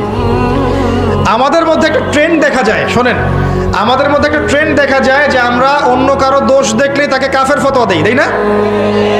এবং এটা খুব সহজ হয়ে গেছে আমাদের কাছে। একটা ফল্ট পেলো, হ্যাঁ এই ব্যক্তির মধ্যে এটা আছে, অতএব এটাকে তাবিল করে ঘুরিয়ে ফিরিয়ে অতএব সে কাফের। মনে রাখবেন, যাকে কাফের ফতোয়া দিচ্ছেন সে যদি আল্লাহর কাছে কাফের না হয়, কিয়ামতের মাঠে আপনি কাফের হয়ে উঠবেন ইনশাআল্লাহ তাআলা। আপনি যদি কাউকে কুফরি ফতোয়া দেন, সে যদি তার যোগ্য না হয় আল্লাহর দৃষ্টিতে, তাহলে ওই কুফরি ফতোয়া আপনার উপর গিয়ে বর্তাবে ইনশাআল্লাহ আজ্জা ওয়া জাল। খুব সতর্ক সাবধান, কাউরে ভুলেও কাফের বলতে যায় না এভাবে। মুসলিমদেরকে অ্যাটলিস্ট, মুসলিমদেরকে কোনো পাপের কারণে কোনো ভুলের কারণে কাফের বলতে যায় না। এটা ডেঞ্জারাস জায়গা, এটা ডেঞ্জারাস জায়গা। এখান থেকে বেঁচে থাকলে আপনি সেফ থাকবেন। সে যদি কোনো কাজ করে যেটা কুফরি, সেটা বলতে হবে তার এই কাজটা কুফরি হতে পারে। কথা বুঝতে পারছেন? বিষয়টা খুব ডেঞ্জারাস। অতএব নিজে আল্লাহর আসনে গিয়ে জাজ করতে যাবেন না, নিজে আল্লাহর আসনে গিয়ে মানুষকে জাজ করতে যাবেন না। বলা যায় না কিয়ামতের মাঠে সেই ব্যক্তি পুলসিরাত পার হয়ে যেতে পারে, আপনার ডেরা আটকে যেতে পারে, আল্লাহ ভালো জানে। তো এই শিরক আর কুফরের পাপ থেকে যদি বেঁচে থাকতে পারেন, আজকের মাহফিল সফল, পারা যাবে ইনশাআল্লাহ। সুসংবাদ, নবী সাল্লাল্লাহু আলাইহি ওয়াসাল্লাম সুসংবাদ কি দিয়েছেন? যে এই উম্মতের যে ব্যক্তি শিরক না করে আল্লাহর সাথে সাক্ষাৎ করবে ইনশাআল্লাহ তাআলা, আল্লাহ পাক তাকে জান্নাতে প্রবেশ করাবেন ইনশাআল্লাহ। যে ব্যক্তি লা ইলাহা ইল্লাল্লাহ এর উপরে থাকবে, দাখালাল জান্নাহ, সে জান্নাতে প্রবেশ করবে ইনশাআল্লাহ। তো আল্লাহ রাব্বুল আলামিন আমাদের সবাইকে যেন শিরকের পাপ থেকে হেফাজত করেন, আমিন। কোন কোন পাপগুলো শিরক, এগুলো জানার তৌফিক দান করেন, আমিন। এবং কোন কোন কাজগুলো কুফর, এগুলো বোঝার তৌফিক দান করেন। শিরক, কুফর, হারাম থেকে আল্লাহ পাক আমরা সবাইকে হেফাজত করুন, আল্লাহুম্মা আমিন। যখন আমরা তাওহীদের উপর থাকবো, সুন্নতের উপর থাকবো এবং আল্লাহর বিধানের উপর থাকবো, ইনশাআল্লাহ দেখবেন এই জাতি যে সূর্য বীর্য নিয়ে পৃথিবীতে বিচরণ করেছে, আগামী দিনগুলোতে ইনশাআল্লাহ সেই হারানো ঐতিহ্য আবার ফিরে আসবে ইনশাআল্লাহ তাআলা। আপনার বর্তমান ক্ষেত্রে অনেক শিরক আছে, এইগুলো তো বললাম। এখন আপনার এডুকেশনেও কিছু শিরক পাবেন, আপনার ইকোনমিক্সে কিছু শিরক পাবেন, আপনার সোশ্যাল কাজকর্মে কিছু শিরক পাবেন। দুই একটা কথা বলে শেষ করছি, শোনেন। আপনি পড়তে বসেছেন, আপনি জ্ঞান অর্জন করতে বসেছেন, এখন আপনাকে কেউ শিখাচ্ছে যে পরীক্ষা নিরীক্ষা, বিজ্ঞান, যুক্তি, দর্শন দিয়ে যদি কোনো কিছুকে প্রমাণ করা না যায় সেটা জ্ঞান নয়। এই জায়গাটা কঠিন হবে, একটু বোঝেন। পরীক্ষা নিরীক্ষা, যুক্তি, বিজ্ঞান, দর্শন দিয়ে কোনো কিছুকে প্রমাণ না করা গেলে সেটা জ্ঞান নয়, এবং আপনি সেটা গিলছেন। হ্যাঁ ঠিক ঠিক, এটা ঠিক, কথা ঠিক, আপনি গিলছেন। তাহলে আপনি কি করছেন জানেন? আল্লাহ পাকের ইমানের যে 6 পিলার, এই 6 পিলারকে অস্বীকার করছেন। কিভাবে দেখাচ্ছি? আল্লাহ দেখেছেন? আল্লাহকে দেখেছেন? আল্লাহকে কি ল্যাবরেটরিতে প্রমাণ করতে পারবেন? মালায়েকা দেখেছেন? এই জায়গা ফেরেশতারা ঘিরে রেখেছেন, দেখেছেন? তো ফেরেশতাদেরকে কি পরীক্ষা নিরীক্ষা পর্যবেক্ষণ করে আপনি ল্যাবে প্রমাণ করতে পারবেন? আসমানি কিতাবগুলো দেখেছেন? দেখেছেন? আচ্ছা, আগেরগুলো দেখেছেন? অনেক মুসলিম তো কোরআনও দেখে নাই, আছে না? নবী রসুলগণ দেখেছেন? দেখেন নাই। পরকাল, এই যে কবরের আযাব দেখেছেন? জান্নাত জাহান্নাম, মিজান পুলসিরাত, আমলনামা, কিয়ামতের মাঠ, আল্লাহ পাকের নূর, রূহ, আত্মা দেখেছেন? কিছু দেখেন নাই। এগুলোকে কি ল্যাবে প্রমাণ করতে পারবেন? পারবেন? আচ্ছা, তাকদীর, ভাগ্যের ভালো মন্দ দেখেছেন? ল্যাবে প্রমাণ করতে পারবেন? আপনার ইমানের 6টা পিলার অদৃশ্য বিশ্বাস, তাই নয় কি? ইমানের 6টা পিলার কি? গায়েবে বিশ্বাস। যালিকাল কিতাব লা রাইবা ফি হুদাল লিল মুত্তাকিন আল্লাযীনা ইউমিনুনা বিল গায়বি। মুত্তাকির প্রথম শর্ত কি? যারা গায়েবে বিশ্বাস করে। ইমানের 6 পিলার গায়েবে নয় কি? গায়েবে নয়। এখন যদি আপনি মেনে নেন যে পরীক্ষা নিরীক্ষা, যুক্তি, দর্শন, বিজ্ঞান দিয়ে প্রমাণ করতে না পারলে জ্ঞান নয়, তাহলে এগুলোকে কি বিশ্বাস করবেন? অতএব আপনি জ্ঞানতাত্ত্বিক যে সংজ্ঞাটা গ্রহণ করেছেন সেই সংজ্ঞার মধ্যেও কিন্তু শিরক আছে। এটা হচ্ছে আপনার আধুনিক বিশ্বের পড়াশোনার ক্ষেত্রে শিরক। কথা বুঝতে পারলেন? জ্ঞান কোত্থেকে আসে? কার পক্ষ থেকে আসে? ওয়াকুল হাক্কু মির রাব্বিকুম। জ্ঞান, হক, সত্য তোমার রবের পক্ষ থেকে আসে। তাই এই এপিস্টিমোলজি সঠিক নয়। আমাদের বিশ্বাস হচ্ছে আমরা গায়েবে বিশ্বাস করি। এই প্রত্যেকটা বিষয় ল্যাবে প্রমাণ করলেও সত্য, না করলেও কি সত্য। এটার নাম ঈমান। আচ্ছা, আরও আছে। আপনি চলেন ইকোনমিক্স ঘুরাই নিয়ে আসি আপনাকে। আল্লাহ ব্যবসাকে হালাল করেছেন না সুদকে? কোনটা হালাল করেছেন? আচ্ছা, আল্লাহ পাক কি বলেন নাই যে ইন্নাল্লাহ ওয়া আহাল্লাল্লাহুল বাই'a ওয়া হাররামা রিবা? আল্লাহ পাক বলেননি? আল্লাহ পাক ব্যবসা হালাল করেছেন আর সুদকে কি করেছেন? কিন্তু এক শ্রেণীর মানুষ তো বলছে ইন্নামাল বাই'উ মিসলুর রিবা। সুদ ব্যবসার মতোই। সুদ কিসের মতোই? ব্যবসার মতোই। আর নবী সাল্লাল্লাহু আলাইহি ওয়াসাল্লাম বলছেন যে সবচেয়ে নিম্ন পাপ হচ্ছে সুদখোরের সে তার মায়ের সাথে জিনা করছে। সর্বোচ্চ পাপটা হচ্ছে সে আল্লাহ এবং তার রাসূলের সাথে যুদ্ধ করছে। সূরা বাকারা পড়ে দেখেন, ইত্তাকুল্লাহ ওয়া যারু মা বাকিয়া মিনার রিবা ওয়া ইল্লাম তাফআলু ফাআযানু বিহারবিন মিনাল্লাহি ওয়া রাসূলিহি। আল্লাহকে ভয় করো হে মুমিনরা, সুদ ছেড়ে দাও। যদি না ছাড়ো আল্লাহ রাসূলের সাথে যুদ্ধের ঘোষণা শুনে রাখো। নবীজি আরো বলছেন 1 দিরহাম সুদ খেলে 36টা মেয়েকে রেপ করা হয়। এটা হাদিসে আছে। এবং তিনি মেরাজের রাতে শাস্তি দেখে এসেছেন যে তাদেরকে রক্তের নদীতে ফেলে মাথা ফাটিয়ে দেওয়া হচ্ছে। এখন ইকোনমিক সেকশনে গিয়ে আপনি যে ব্যবসাকে অ্যাভয়েড করে দিলেন এবং জাকাত ভিত্তিক ইকোনমিক সিস্টেমকে অ্যাভয়েড করে রিবা কেন্দ্রিক ইকোনমিক সিস্টেম লঞ্চ করে প্রতিষ্ঠা করলেন, বা আপনি আমি এর মধ্যে সংশ্লিষ্ট হয়ে আছি, এটা কি আল্লাহর হুকুমের বাইরে যাওয়া হলো না? এটা কি আল্লাহর বিধানের বাইরে গিয়ে একটা কুফরি নয়? বড় পাপ নয়? আচ্ছা, এখন যদি এমন হয় যে আল্লাহ পাক আপনাকে দিনার আর দিরহাম দিয়েছেন, কি দিয়েছেন? ইউসুফ আলাইহিস সালামকে কি দিয়ে কিনেছিলেন? ইউসুফ আলাইহিস সালামকে কি দিয়ে কিনেছেন? দারাহিম, দিরহাম দিয়ে। সূরা আলে ইমরানের মধ্যে দিনারের কথা আছে। যুগ যুগ ধরে এগুলো মানুষ ব্যবহার করেছে। এর একটা সভ্যতা আসলো পৃথিবীতে, এসে বললো এসব ব্যান্ড, এসব আর চলবে না, এখন সব চলবে কাগজ, ইলেকট্রনিক। আল্লাহর হালাল করা কোনো কিছুকে কেউ যদি হারাম করে কি হয়? এটা শিরক আর কুফর হয় না?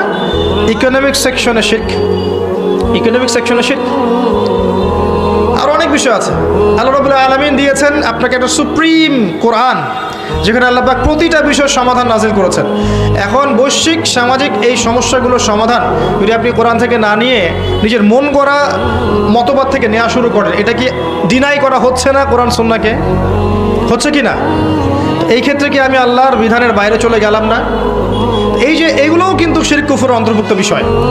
শুধুমাত্র যে এই কবরে সেজদার কথা বললাম, এই যে নজর মানতের কথা বললাম, ইবাদত, দোয়া, কালাম, এগুলো কথা বললাম, এই ক্ষেত্রেই শিরক হচ্ছে না, বাহ্যিকভাবেও গ্লোবালি অনেক শিরক হচ্ছে। আল্লাহ রাব্বুল আলামিন আমাদেরকে বোঝার তৌফিক দান করুন, তাওহীদের উপর থাকার তৌফিক দান করুন, শিরক থেকে আল্লাহ পাক বাঁচিয়ে রাখুন। আল্লাহুম্মা আমিন। সর্বশেষ একটা নসিহত করে শেষ করব। নসিহতটা হচ্ছে, যদি আমরা ব্যক্তিগত জীবনে, পারিবারিক জীবনে, সামাজিক জীবনে সফল হতে চাই, 2টা জিনিস আঁকড়ে ধরতে হবে। কয়টা জিনিস? মাত্র 2টা, যেটা নবী সাল্লাল্লাহু আলাইহি ওয়াসাল্লাম বলেছেন, তারাক্তু ফিকুম, আমি ছেড়ে যাচ্ছি তোমাদের কাছে কয়টা বস্তু ভাই? 2টা বস্তু। লান তাদিল্লু মা তামাসসাকতুম বিহিমা, তোমরা কোশ্চিনকালেও পথভ্রষ্ট হবে না যতদিন পর্যন্ত এই 2টাকে কি করবে? আঁকড়ে ধরে থাকবে। যতদিন পর্যন্ত কি করবে? আঁকড়ে ধরে থাকবে। একটা কি? কিতাব আল্লাহ, আল্লাহর কোরআন, তাই নয় কি? একটা হচ্ছে সুন্নতে নবী, তার নবীর সুন্নাহ অর্থাৎ হাদিসগুলো। ইজমা কিয়াস আছে, অবশ্যই আছে। কোরআন সুন্নাহর অনুকূলে ইজমা কিয়াস হবে। এটা কি কোরআন সুন্নাহ বাইরের কিছু না? আচ্ছা আসেন, এবার কোরআনকে আঁকড়ে ধরবেন কিভাবে আপনি? আপনার আমার কাজ কি? একটু বসেন ভাই, শেষ করছি 5 মিনিট। আপনার আমার কাজ কি? এক নাম্বার বিশুদ্ধ করে তেলাওয়াত করতে শিখবেন। কি করবেন ভাই? বিশুদ্ধ করে তেলাওয়াত করতে শিখবেন, নিয়মিত তেলাওয়াত করবেন। প্রত্যেক হরফে কয় নাকি পাবেন? 10 নাকি পাবেন। এরপরে কিছু অংশ হিফজ করবেন। হিফজ করা যাবে না কিছু অংশ? ইনশাআল্লাহ। এখানেই থেমে যাবেন? এখানেই থেমে যাবেন? যদি এখানেই থেমে যান তাহলে পরের হকগুলো আদায় হচ্ছে না। হচ্ছে? এটাই বলতে চেয়েছি আমি কোশ্চিন কালেও বলতে চাইনি বা বলিনি বা বুঝাইনি যে আপনি কোরআন তেলাওয়াত করবেন না আর হিফজ করবেন না, বা তেলাওয়াত করলে কোনো লাভ নাই, এমন কথা আমি কোশ্চিন কালেও বলিনি। বলেছি শুধু তেলাওয়াত এবং হিফজে সীমাবদ্ধ থেকে যদি আমরা অর্থগুলো না বুঝি, গবেষণা না করি, তাদাব্বুর না করি, তাহলে কোরআনের পূর্ণাঙ্গ হকটা আদায় হচ্ছে না। That's all. এখন আপনি তেলাওয়াত করছি আমরা আলহামদুলিল্লাহ, হিফজ করবো আলহামদুলিল্লাহ, এরপরে আরবিক শিখবো না? আরবি শিখে আলেম ওলামার কাছে যাব না? এবং সেখানে গিয়ে আমরা কোরআনের অর্থ বোঝার চেষ্টা করব না? অর্থগুলো বুঝে আমরা এই অর্থগুলো দিয়ে কোরআন থেকে হেদায়েত নিয়ে সমাজে, পরিবারে, বিশ্বে অ্যাপ্লাই করব না? আল্লাহ পাক কি কোরআন শুধুমাত্র আমাদেরকে শুধু কি রিডিং পড়ার জন্য কোরআন নাজিল করেছেন, নাকি কোরআন দিয়ে আমরা যেন সব সমস্যার সমাধান বের করতে পারি এই জন্য নাজিল করেছেন? আল্লাহ পাক কোরআনে কি বলেছেন? যে ওয়ালাকাদ সাররাফনা ফি হাযাল কুরআন লিন-নাস মিন কুল্লি মাসাল, আমি এই কোরআনে মানব জাতির জন্য প্রত্যেকটা বিষয়ের সমাধান নাজিল করেছি। তো আমি যদি না বুঝি কিভাবে সমাধান পাবো? আল্লাহ পাক বলেছেন ওয়ানাজ্জালনা আলাইকাল কিতাব তিবয়ানান লিকুল্লি শাই, এমন একটা কিতাব নাজিল করেছি যে কিতাব প্রত্যেকটা বিষয়ের ব্যাখ্যা। তো প্রতিটা বিষয়, সোশ্যাল, পলিটিক্যাল, জিওপলিটিক্যাল, পারিবারিক, আপনার ধর্মীয় সমস্ত সমস্যার সমাধান কোরআনে আছে। ভিতরে না ঢুকলে আমি কেমন করে পাবো? তাই নয় কি? এটা বুঝাতে চেয়েছি। এটা বুঝাতে গিয়ে বলেছি যে আমরা কলেজ লাইফে একটা বই পড়েছিলাম, শেক্সপিয়ারের বই। কলেজ লাইফে একটা বই পড়েছিলাম, শেক্সপিয়ারের বই। সেই বইটা খুব কঠিন ছিল, কঠিন ভাষায় লেখা। এখন কেউ যদি, কথা ভালো করে বোঝেন, কেউ যদি ইংরেজি রিডিং পড়তে পারে, জাস্ট ইংরেজি রিডিং পড়তে পারে, বাংলা অর্থ করতে পারে না, ট্রান্সলেট করতে পারে না, জাস্ট রিডিং পড়তে পারে, তাকে ওই বইটা দিলেন আপনি।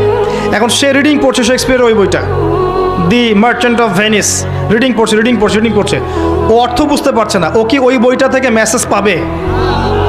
এটা কি কোরআনের সাথে বইয়ের তুলনা হলো? মনে করেন কোরআনে মুহাম্মদ সাল্লাল্লাহু আলাইহি ওয়াসাল্লামের নাম আছে না? আগের তাওরাতে নাম আছে না? নাম কিন্তু ছিল আহমেদ। সূরা সফ পড়ে দেখেন, আল্লাহ পাক বলেছেন নাম কিন্তু মেনশন করা আছে। আমি যদি বলি যে কোরআনে মুহাম্মদ সাল্লাল্লাহু আলাইহি ওয়াসাল্লামের নাম আছে, আগের আসমানি কিতাবগুলোর মধ্যেও তার নাম ছিল, এটা কি ওই আগের আসমানি কিতাবের সাথে কোরআনকে তুলনা করলাম? আমি এক্সাম্পল দিতে গিয়ে বুঝালাম। আমাদের সমস্যা কি ভাই? আমরা কি সহজ কথা বুঝি না নাকি? এটা কি কোরআনকে শেক্সপিয়ারের বইয়ের সাথে তুলনা করা হলো? একটা এক্সাম্পল দিলাম। যদি একটা বইয়ের ভাষা আমি না জানি, অর্থটা না বুঝি, তাহলে ওইখান থেকে তো মেসেজ পাবো না আমি। ঠিক একইভাবে কোরআনের যে ভাষা, এর যে অ্যারাবিক, এর গ্রামার, এর তাফসীর, এর তর্জমা, এগুলো যদি কেউ না জানে, সেখান থেকে কি সে হক বাতিল, ভালো মন্দ, ন্যায় অন্যায় এগুলো বুঝতে পারবে কিনা? এটা বোঝাতে গিয়েই বলেছি যে কোরআনের অর্থগুলোর দিকে জোর দেওয়া আমাদের উচিত হবে। এটাকে অন্যায় করেছি ভাই? যদি বলেন অন্যায় করেছি, ফাঁসি দিয়ে দেন আমাকে, নাকি কিয়ামতের মাঠে উঠি আমি আল্লাহর কাছে যে আল্লাহ এই কথা বলেছিলাম, ফাঁসি দিয়ে দিয়েছে আমাকে। সুবহানাল্লাহ। ইহুদির দালাল পর্যন্ত শুনতে হলো। শোনেন ভাই, এই জায়নিস্টদের বিরুদ্ধে, ব্রিটেন, আমেরিকা, ইসরায়েলের বিরুদ্ধে আমি এই বয়সে যে কথাগুলো বলেছি, একটু নিজেদের আয়নাগুলো ঘেঁটে দেখেন। আমার বয়সে কতজন ছেলে, কতজন যুবক ইসরায়েল, আমেরিকা, ব্রিটেন, ওদের পশ্চিমা সভ্যতা, জায়নিস্ট মুভমেন্ট, পেট্রো ডলার, ওদের সামরিক বিষয়গুলো, ওদের অর্থনৈতিক বিষয়গুলো, এগুলো নিয়ে কথা বলেছে। কয়টা যুবক আমাকে খুঁজে দেখান আমার বয়সে খুঁজে দেখান। আর তাকে সেখানে আপনি আমাকে বলছেন আমি ইহুদি খ্রিস্টানের দালাল। এই কথাটা এত সহজ হয়ে গেছে আমাদের। ওই যে ডক্টর জাকির নায়েককে একবার বলেছিলাম যে মাশাআল্লাহ তিনি খুব ভালো কাজ করেন, কিন্তু ইহুদি খ্রিস্টানের দালাল। যেই মানুষটার দাওয়াতে লক্ষ লক্ষ মানুষ ইসলাম কবুল করলো, তাকে আমরা বানিয়ে দিলাম ইহুদির দালাল। তো এই কথাগুলো এত সহজ হয়ে গেল কিভাবে? যদি সে তার যোগ্য না হয় তাহলে এই অপবাদ তো আমার কাঁধে আসবে কিয়ামতের মাঠে, আসবে না? অতএব আমি রিকোয়েস্ট করবো সবাইকে যে বিনয়ের সাথে আন্তরিকতার সাথেই বলবো যে আমরা যেন কথাবার্তা এবং অপবাদ দেওয়ার ক্ষেত্রে, মন্তব্য করার ক্ষেত্রে সচেতন হই। আল্লাহ পাক বোঝার তৌফিক দান করুন। কারণ আমরা সবাই এক, আমরা সবাই এক, আমরা সবাই মুসলিম, আমরা মুমিন, আমরা সবাই আল্লাহর বান্দা, রাসূলের উম্মত। আমাদের মাঝে যাররা পরিমাণ বিষয় যদি ইখতিলাফ হয়েও যায়, এর মানে এই নয় সে আমার ভাই নয়, বিষয়টা এমন নয়। বরং সবাইকে ভাই ভাই নিয়ে উম্মাকে ঐক্যবদ্ধ করেই সামনে এগোতে হবে। তখনই দেখবেন ইসলামের শত্রুদের বুক কাঁপছে, তার আগে কাঁপবে না। আর যদি আমরা আপোষে ভাবে মিল মোহব্বত বাদ দিয়ে একে অপরের পিছনে কাদা ছড়াছড়ি করতে থাকি, তাহলে কি হবে জানেন? তাহলে হাসতে হাসতে ওরা আমাদের উপর ডমিনেশন করে ফেলবে, আমরা কিচ্ছু করতে পারবো না। আল্লাহ পাক এই সহজ বিষয়গুলো বোঝার আমাদেরকে তৌফিক দান করুন। আমরা সবাই একে অপরের ভাই, একে অপরের কল্যাণকামী। আমরা যেন সবাই একে অপরের কল্যাণকামী হয়ে কাঁধে কাঁধ মিলিয়ে আল্লাহর দিনের জন্য কাজ করি। আল্লাহ পাক তৌফিক এনায়েত করুন, আমিন। এবং আল্লাহ পাক বুঝে না বুঝে, যারা বুঝে বা না বুঝে যারা বিকৃতভাবে উপস্থাপন করেছে বা অন্যের কাছে তুলে ধরেছে, যার ফলে তারা বিভ্রান্ত হয়েছে, আল্লাহ পাক সবাইকে যেন মাফ করে দেয়, আমি দোয়া করছি আল্লাহুম্মা আমিন। এবং হেদায়েত দান করে আল্লাহুম্মা আমিন। ইউটিউবারদেরকে বলবো, প্রচার করার সময় 100% আমানতদারিতার পরিচয় দিবেন এবং সৎ থাকবেন, যেন আপনার ভুল প্রচারে এমন কিছু প্রচার না হয় যাতে উম্মার ক্ষতি হয়ে যায়, উম্মার মাঝে ফাটল সৃষ্টি হয়, একজন আলেম আরেকজন আলেমের বিরুদ্ধে ভুল মন্তব্য করে ফেলে। এগুলো কোনো ক্ষেত্রে সামাজিক মাধ্যমের ত্রুটির কারণে হয়ে থাকে। আল্লাহ পাক যেন বোঝার তৌফিক দান করেন। স্মার্ট হন, হিকমার সাথে ঠান্ডা মাথায় দিনের কাজ করেন। আল্লাহ পাক এই উম্মাহকে কল্যাণ দিবেন, বরকত দিবেন ইনশাআল্লাহু আযজা ওয়া জাল, আমিন। এরপর কি করবেন? অবশ্যই আপনি কোরআনের অর্থ বোঝার চেষ্টা করেন, তারপর আদেশ মানবেন, নিষেধ বর্জন করবেন, কোরআনের দাওয়াত মানুষের কাছে পৌঁছাবেন ইনশাআল্লাহ। তখন দেখবেন আল্লাহর জমিনে আল্লাহর বিধান ইনশাআল্লাহ প্রতিষ্ঠিত হবেই হবে ইনশাআল্লাহ তাআলা। আল্লাহ পাক আমাদের সবাইকে কোরআন এবং রাসূলুল্লাহ সাল্লাল্লাহু আলাইহি ওয়াসাল্লামের সুন্নাহ অনুযায়ী জীবনযাপন করার তৌফিক ইনায়েত করুন, আমিন। শিরক থেকে বাঁচিয়ে রাখুন, আমিন। তাওহীদে থাকার তৌফিক দান করুন, আল্লাহুম্মা আমিন। রাসূলুল্লাহ সাল্লাল্লাহু আলাইহি ওয়াসাল্লামকে উসওয়াতুল হাসানাহ মানার তৌফিক দান করুন, হালাল হারাম মেনে চলার তৌফিক দান করুন। আমাদের মধ্যে যারা অসুস্থ আছে আল্লাহ পাক সবাইকে শেফায়ে কামেলা দান করুন, যারা মারা গেছেন আল্লাহ পাক সবাইকে মাফ করে দিন। মাদ্রাসার বিষয়ে দান এর হাত প্রশস্ত করার আল্লাহ পাক আমাদেরকে তৌফিক দান করুন, আমিন। সবাইকে অনুরোধ করছি আমি যে মাদ্রাসার বিষয়ে আপনারা আপনাদের দানের হাতকে প্রশস্ত করবেন এবং যার যা আছে, যার যতটুকু সামর্থ্য আছে, আল্লাহর ওয়াস্তে আল্লাহর দ্বীনের প্রতিষ্ঠানকে খেদমতের আঞ্জাম দেওয়ার চেষ্টা করেন। আল্লাহ পাক আপনাকে তৌফিক এনায়েত করুন, আমিন। আচ্ছা, কিছু প্রশ্ন আছে আমার কাছে, যদিও আমি আসলে প্রশ্নোত্তর পর্ব অ্যাভয়েড করি, কারণ আমি মুফতি নই আর আমার এত কিছু বলার আসলে উচিত হবে না। যেগুলো আমি সহজ বলতে পারবো সেগুলো বলবো, যেগুলো আমি পারবো না সেগুলো আলেম ওলামার কাছ থেকে অবশ্যই জেনে নেবেন। একটা প্রশ্ন আছে যে কোরআনে তাবলীগ করার ব্যাপারে কিছু বলা হয়েছে কিনা? অবশ্যই বলা হয়েছে। ইয়া আইয়ুহার রাসূল, হে রাসূল, বাল্লিগ মা উনজিলা ইলাইকা মির রাব্বিক, তোমার কাছে তোমার রবের পক্ষ থেকে যা এসেছে এটার তাবলীগ করো, অবশ্যই তাবলীগ করবেন। একটা প্রশ্ন আছে, ওই যে প্রেম নিয়ে প্রশ্ন করেছেন একজন আর কি, যে যুবকরা যে প্রেম করে এই বিষয়ে বলেন কিছু। হ্যাঁ, প্রেম করবেন, সমস্যা কি? বিয়ে করে প্রেম করবেন, আর বিয়ের আগে প্রেম করবেন বইয়ের সাথে। কার সাথে? এই যে বই কিতাব। বিয়ের আগে বউ না, বই। বিয়ের আগে প্রেম করবেন বইয়ের সাথে, বই, বুক, কিতাব। সারাদিন পড়াশোনায় থাকবেন, বই যেন আপনার আপন, এমনভাবে প্রেম করবেন। মাকে ভালোবাসেন, বোনকে ভালোবাসবেন, বাবাকে ভালোবাসবেন, দেশকে ভালোবাসেন, জাতিকে উম্মাকে ভালোবাসেন। বিয়ের পরে স্ত্রীর সাথে প্রেম করবেন, কোনো সমস্যা নেই। বিয়ের আগে করতে যায় না, এটা জেনা। বিয়ের আগে করতে যায় না, সেটা জেনা। যদি সেটা সহি প্রেমও হয় সেটাও করতে যায় না। সহি প্রেম তো বোঝেন, এখন অনেক দিনী ভাই দিনী বোন অনলাইনে প্রেম করেন, মেসেঞ্জারে, হোয়াটসঅ্যাপে, অন্যান্যভাবে। এগুলো আবার সহি নাম দিয়েছে অনেকে আর কি। তো এগুলোতে লিপ্ত হবেন না, নিজে পবিত্র থাকেন, আল্লাহ পাক পবিত্র স্ত্রী দান করবেন ইনশাআল্লাহ তাআলা। আর সত্যিকারের ভালোবাসা সৃষ্টি হবে ইনশাআল্লাহ বিয়ের পর। উমর রাদিয়াল্লাহু আনহুর মতো একজন শাসক যদি থাকতো না, তাহলে সব ডান্ডা মেরে ঠান্ডা করে ফেলানো যেত। এক ব্যক্তি উটের পিঠে একটা বোঝা চাপিয়ে দিয়েছিল, উমর রাদিয়াল্লাহু আনহু যুগের কথা বলছে। উটের পিঠে বোঝা চাপিয়ে দিয়েছে, এই বোঝায় উট চলতে পারছে না, নুয়ে পড়ছে। উমর রাদিয়াল্লাহু আনহুর হাতে একটা লাঠি ছিল, এই লাঠি দিয়ে সেই ব্যক্তিকে ডেকে তিনি দুটো মাইট দিলেন। দেওয়ার পরে ওই ব্যক্তি বলছে, বিআইয়ি যামবিন আমিরুল মুমিনিন, কোন পাপের কারণে আমাকে মারলেন হে আমিরুল মুমিনিন? তিনি বলছেন যে তুমি কি জানো না যে নবী সাল্লাল্লাহু আলাইহি ওয়াসাল্লাম পশু প্রাণীর অধিকার নিয়ে কথা বলেছেন? তোমার পিঠে যদি এই বোঝা চাপাতাম তুমি কি নিতে পারতে? তোমার কি এই পশু বা প্রাণীর প্রতি কোনো দয়া মনোভাব নাই? এর কোনো হক নাই তোমার কাছে? এত সূক্ষ্ম ছিল তার বিচার, এত সূক্ষ্ম ছিল। আপনারা জানেন না, মনে পড়ে না ওই ঘটনা যে মায়ের বাচ্চারা না খেয়ে শুয়ে আছে, কান্নাকাটি করছে। আমিরুল মুমিনিন ছদ্মবেশে রাত্রেবেলা ঘুরে বেড়াতেন।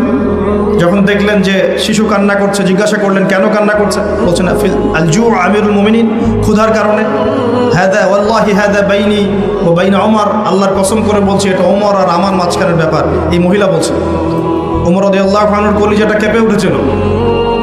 তিনি বলেছেন আল ফারাজুন করিব ফান্তাজিরি, অপেক্ষা করো হে আমার বোন, নিশ্চয়ই উদ্ধার নিকটেই। ফরজন করিব। তিনি ওখান থেকে চলে গেলেন মদিনায় হেঁটে হেঁটে। সেখানে গিয়ে নিজের পিঠে সে আটা বা ময়দা যেটা বলি আমরা, এগুলোর বস্তা উঠালেন, জব এই টাইপের উঠিয়ে নিজে হেঁটে হেঁটে এই বস্তা কাঁধে বহন করে মহিলার বাসা পর্যন্ত এসে নিজ হাতে তাকে রান্না বান্না করিয়ে বাচ্চাটাকে খাইয়ে দিলেন। তারপর আল্লাহর কাছে ইস্তেগফার করছেন। এই সময় তার পাশে একজন সাহাবী ছিলেন, তার নাম ছিল আসলাম রাদিয়াল্লাহু আনহু। তিনি বলেছিলেন আনা আহমিলু ইয়া আমিরুল মুমিনিন, হে আমিরুল মুমিনিন আমাকে দিন, আমি বোঝাটা বহন করি। তখন উমর রাদিয়াল্লাহু আনহু যে কথাটা বলেছিলেন, এই একটা কথাই পুরো বিশ্বের পলিটিক্যাল সিস্টেম পরিবর্তন করার জন্য যথেষ্ট। এই একটা শব্দ, এই একটা কথা। সেটা কি? তিনি বলছেন হাল তাহমিলু উজরি ইয়াউমাল কিয়ামাহ, তুমি আজকে আমার এই আটার বস্তা বহন করতে চাচ্ছ আসলাম, কালকে আমাদের মাঠে কি তুমি আমার পাপের বোঝা বহন করবে? হাল তাহমিলু উজরি ইয়াউমাল কিয়ামাহ, তুমি কি কিয়ামতের মাঠে আমার পাপের বোঝা বহন করবে, আমার দায়িত্ব বহন করবে? আমি যে আমিরুল মুমিনিন, আমাকে আল্লাহ পাক বিশাল দায়িত্ব দিয়েছেন, যখন হিসেব নেবেন তুমি কি আমার পাপের হিসেব দিবে? এই একটা সেন্টেন্স যদি প্রত্যেক পলিটিশিয়ানের কলিজার মধ্যে ঢুকে যেতে পারে, সোনার বাংলা ইসলামিক খেলাফত কায়েম হয়ে যাবে। সিস্টেম কোথায়? উমর রাদিয়াল্লাহু আনহু। আর এই বিশ্ব চলছে কিভাবে? এখন বেশি বললেও সমস্যা, বেশি বলাও যাবে না। আধ্যাত্মিকভাবে এই জন্যে আল্লাহর কাছে তওবা করে ফিরে আসার দাওয়াত তো দেওয়া যাবে নাকি? আল্লাহ রাব্বুল আলামিন যাকে যত বড় দায়িত্ব দিয়েছেন তার কাছে তত কঠিন হিসাব নেবে, এটা চূড়ান্ত। এই স্টেটমেন্ট আপনি পাল্টাতে পারবেন না। আল্লাহ পাক যাকে যত বড় দায়িত্ব দিয়েছেন তার কাছ থেকে তত বড় হিসাব নেবেন। যার দায়িত্ব যত কম তার হিসাব তত আসান। হিসাব কঠিন হবে মূলত দুই শ্রেণীর মানুষের। এক, যারা এই যে আমরা দিন ইসলামের রিপ্রেজেন্টেটিভ, দিনের আলেম, দিনের বক্তা, দিনের দায়ী, দিনের মুফতি, মুহাদ্দিস, মুফাসসির, আমাদের হিসেব কঠিন। আর সেই দিনের কাণ্ডারি হয়ে দিনকে আজকে কোনো জায়গায় রঙ্গমঞ্চ বানিয়ে ফেলা হয়েছে। একটু ভয়ও করে না, বুকটাও কাঁপে না। ওয়াজ মাহফিল স্টেজে বসে মানুষকে দিনের নসিহত করার তো দূরের কথা, ডিজে জিকির শেখানো হচ্ছে, উল্টাপাল্টা জিকির শেখানো হচ্ছে, লাফালাফি করা হচ্ছে, হাসি তামাশার পাত্র বানানো হচ্ছে, ট্রল করা হচ্ছে, ফাইজলামি শুরু করেছে ওয়াজ মাহফিল নিয়ে। 1 ঘন্টা 1.5 ঘন্টা মানুষ কথা বলবে, দূর দূরান্ত থেকে মানুষ এসেছে, প্রতিটা সেকেন্ড এবং মিনিট এখানে ইম্পর্টেন্ট। মানুষ এসেছে একটা কনস্ট্রাকটিভ কোনো বিষয়ে আলোচনা শুনতে। ওই বেহুদা মার্কা জিকির দেখতে এসেছে, লাফালাফি লাভঝাপ দেখতে এসেছে। তারা এখানে ফাইজলামি করতে আসছে, মাথা ঝাঁকাচ্ছে আর হুহা করছে আর গান গাচ্ছে আর গীত গাচ্ছে আর কি যে করতেছে, আস্তাগফিরুল্লাহ, কি একটা অবস্থা। এগুলো ইসলাম? আপনাদের মনে হয় নবী সাল্লাল্লাহু আলাইহি ওয়াসাল্লাম মসজিদ নববীতে বসে এগুলো করতেন? আর সাহাবীরা বসে থাকতেন সামনে এভাবে? চিন্তা করা যায়। আর সমকালীন প্রেক্ষাপটে যে বড় বড় ইস্যুগুলো আছে, এগুলোকে সম্পূর্ণ এড়িয়ে গিয়ে এমন কিছু বিষয় নিয়ে সময় অতিক্রম করা হয়, টাইম পাস করা হয়, যেগুলোর সাথে বর্তমান প্রেক্ষাপটে কোনো সম্পর্কই না। কার মাসিকের কি মাসালা, কার হাইজ নেফাসের কি মাসালা হলো, হ্যাঁ, বাসায় দুইটা আয়না থাকলে দুইটা আয়নাতেই চেহারা দেখার সময় কি দোয়া পড়তে হবে? কত কি মানুষের মাথায়, কত ইম্পর্টেন্ট প্রশ্ন এখন মানুষের, কত প্রশ্ন খুঁটিনাটি। চুল কিভাবে কতটুকু লম্বা করতে হবে, হ্যাঁ 3 ভাগ খেতে বলা হয়েছে পেটের, যদি একটু বেশি খেয়ে ফেলি, 1 ভাগ খেতে বলা হয়েছে, একটু বেশি খেয়ে ফেললে কি গোনা হবে? হ্যাঁ, একটা মেয়ের দিকে এক দৃষ্টিতে তাকানো যায়, যদি আমি 2 মিনিট তাকাই তাহলে কি গোনা হবে? কত প্রশ্ন, কত ইম্পর্টেন্ট প্রশ্ন, মেয়েলি প্রশ্ন। কি একটা অবস্থা, কি অবস্থা! ইম্পর্টেন্ট ইস্যুগুলো কোথায়? এখনকার বিশ্বে, চলমান বিশ্বের সবচেয়ে ইম্পর্টেন্ট ইস্যু চলছে এখন মূলত 3টা। কয়টা? একটা চলে গেছে করোনা ইস্যু, এটা একটা ওয়ার্ল্ড অ্যাফেয়ার্সের বড় ইস্যু ছিল। এখন চলছে ইউক্রেন রাশিয়ার ইস্যু, যেটার সাথে পুরো বিশ্বের অর্থনৈতিক সিস্টেম জড়িত আছে এবং পুরো বিশ্বের মধ্যে বড় ম্যাসাকার একটা যুদ্ধ জড়িত আছে, যেটা যদি হয়, আল্লাহ না করুক, পুরো বিশ্ব জুড়ে, তাহলে বিশ্বের বড় বড় রাষ্ট্রগুলোরও পতন হয়ে যেতে পারে, আল্লাহ ভালো জানে। জনগণের অবস্থা খুব খারাপ হবে। একটা মেজর ইস্যু চলছে ইউক্রেন রাশিয়া ইস্যু। এখানে মুসলিমদের কি ভূমিকা, মুসলিম দেশগুলোর কি ভূমিকা, বৈশ্বিক সংকটে আমরা কিভাবে সারভাইভ করব, কিভাবে সারভাইভ করব, এগুলো কোনো ইস্যুই না এখন। এই জ্ঞানই তো নাই মাথায়, এ কারণেই তো টাইম পাস করতেছে বসে বসে। টাইম পাস করলে তো হাদিয়া দিবেন। আপনারা তো দেখতে চান কতক্ষণ ওয়াজ করলো, কি ওয়াজ করলো সেটা তো আপনার জানার বিষয় না। অডিয়েন্স দেখতে চায় কতক্ষণ ওয়াজ করলো, মাহফিল কমিটি দেখতে চায় কতক্ষণ ওয়াজ করলো, কি বলছে সেটা তো ফ্যাক্ট না আপনার কাছে। আধা ঘন্টার লেকচারে মানুষ এত দামি কথা বলতে পারে, যেটা মানুষ একদিন লেকচার করে দিলেও দিতে পারবে। এবং যার যত বেশি জ্ঞানের গভীরতা, তার কথা তত সংক্ষিপ্ত হয়। একটা হাদিসের মধ্যে আসছে, রাসূল সাল্লাল্লাহু আলাইহি ওয়াসাল্লাম একজন সাহাবী বলেছেন, এটা আসার হাদিস না, এটা আসার, সাহাবীদের একটা চিহ্ন, তাদের থেকে আসছে। তারা বলছেন, যখন তোমরা দেখবে জুমার খুতবা হচ্ছে খুব লম্বা, অনেক লম্বা খুতবা হচ্ছে, নামাজ খুব সংক্ষিপ্ত, তখন বুঝবা ওই যুগটা হচ্ছে অজ্ঞদের যুগ। কিসের যুগ? কারণ অজ্ঞদেরকে বোঝাতে অনেক সময় লাগে। একটা বিষয়, সহজ বিষয় বোঝাতে অনেক সময় লাগবে, কারণ কিছুই বোঝে না তারা, প্রত্যেকটা বিষয় খুঁটিনাটি বোঝাতে হয়। আর যখন দেখবে যে জুমার খুতবা হচ্ছে সংক্ষিপ্ত, নামাজটা হচ্ছে লম্বা, বুঝবে এই যুগটা জ্ঞানী মানুষদের যুগ। কারণ জ্ঞানী মানুষদেরকে বেশি কথা বলতে হয় না, টাচ দিলে বুঝতে পারে কি বলতে যাচ্ছে তারা, কি ওয়াজ করতেছে, কি ওয়াজ করতেছে সেটা বড় কথা না, কতক্ষণ ওয়াজ করছে এটা এখন বড় কথা হয়ে গেছে। তো এগুলো চলছে, এই মেজর ইস্যু যেটার সাথে পুরো বিশ্বের অর্থনীতি, রাজনীতি, সমরনীতি, ফাইন্যান্স, গ্যাসের দাম, তেলের দাম, ভোগ্য পণ্যের দাম, নিত্য প্রয়োজনীয় পণ্যের দাম, রেমিটেন্স, আপনার ডলার রিজার্ভ, মুদ্রাস্ফীতি, সব জড়িত হয়ে আছে ইউক্রেন রাশিয়া ইস্যুর সাথে। সব কিছু জড়িত এই ইস্যুর সাথে, কোনো আলাপ নাই। আচ্ছা ওটা বাদ দেন, আমাদের না ওটা। এখন টাটকা ইস্যু চলছে কোরআন পুড়িয়ে দেয়া, চলছে না? পশ্চিমারা কোরআন পুড়িয়ে দিচ্ছে। কোরআনের প্রতি এত ক্ষোভ কেন, কেন পোড়াচ্ছে? এটা কি ওদের বাক স্বাধীনতা? এখন কি মানবতা বিরোধী অপরাধ হচ্ছে না? এটা কি সন্ত্রাসবাদ নয়? এটা কি নব্য সাদা চামড়ার জঙ্গিবাদ নয়? এটা কি ব্লাসফেমি নয়? ধর্মর অবমাননা নয়? এই কাজটা যদি আমরা করতাম, আমরা যদি আল্লাহ না করুক, আমরা তো করবো না, কারণ আমরা এসবে যাই না। আমাদের মধ্যে কোনো মুসলিম ভাই আল্লাহ না করুক যদি অন্য কোনো ধর্মগ্রন্থ পোড়াতো, তাহলে আপনার কি মনে হয় অবস্থা এমন থাকতো? টুটি চিপে ধরতো, কলার চিপে ধরতো। এখন কিছু হয় না, এখন ব্লাসফেমি হয় না, মানবতার বিরোধী অপরাধ হয় না, এটা সন্ত্রাসবাদ না, এটা জঙ্গিবাদ না। তারা যে সারা বিশ্বে প্রত্যেক মুসলিম কান্ট্রিতে লক্ষ লক্ষ মুসলিম ভাই বোনদেরকে হত্যা করছে, এটা জঙ্গিবাদ না, এটা সন্ত্রাসবাদ না? ওরা তো ছেলেদের বিয়ে করে, নেকটা হয়ে ঘোরাফেরা করে, উলঙ্গ হয়ে ঘোরাফেরা করে। ওদের সমাজে এক একটা মেয়ে বিয়ের আগে 10 বার করে সেক্স করে কমপক্ষে, এক একটা ছেলে বিয়ের আগে 10-20টা মেয়ের সাথে সাধভোগ করে। ওরা আমাদেরকে শেখায় এখন সভ্যতা কাকে বলে, ওরা আমাদেরকে শেখায় জ্ঞান কিভাবে শিখতে হবে, ওরা আমাদেরকে যে মতবাদ শেখায় আমরা সেটা কাট পেস্ট করে প্রয়োগ করি। সব কিছু ওদের থেকে আসতেছে আমাদের এখানে। আমরা আমাদের গায়রত, কোরআন এবং সুন্নাহ আদর্শ হারিয়ে ফেললাম, এতই দুর্বল হয়ে গেলাম। ওরা যে কোরআন পুড়িয়ে দিচ্ছে, এই ইস্যু নিয়ে কয়টা ওয়াজ শুনেছেন, কয়টা প্রশ্ন শুনেছেন? মানুষের প্রশ্ন মাশাআল্লাহ, এত সূক্ষ্ম সূক্ষ্ম প্রশ্ন।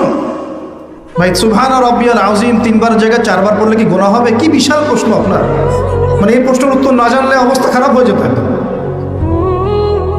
একজন আমাকে বলেছিল যে এত হাইথটের বিষয় নিয়ে, টপিক নিয়ে কথা বলার কি দরকার, অজু আর গোসলের মাসালা শেখানো যায় না, এটা বলতেছে।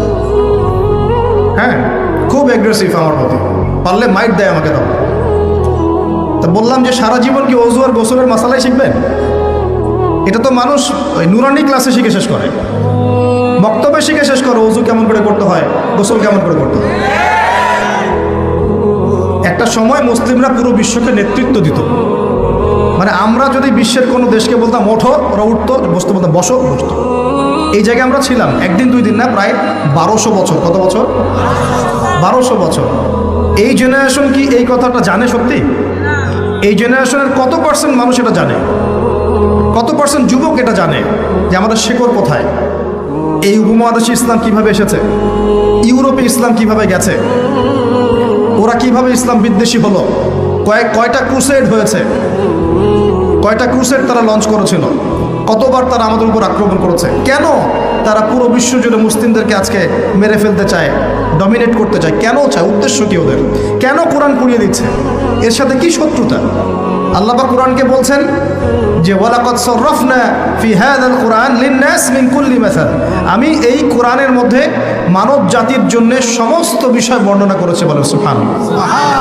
আল্লাহ পাক বলছেন ওয়া নাযালনা আলাইকাল কিতাব, হে নবী আমি তোমার প্রতি এমন কিতাব নাজিল করেছি তিবিয়ানান লিকুল্লি শাই, যে কিতাবটা প্রতিটা বিষয়কে ব্যাখ্যা করবে।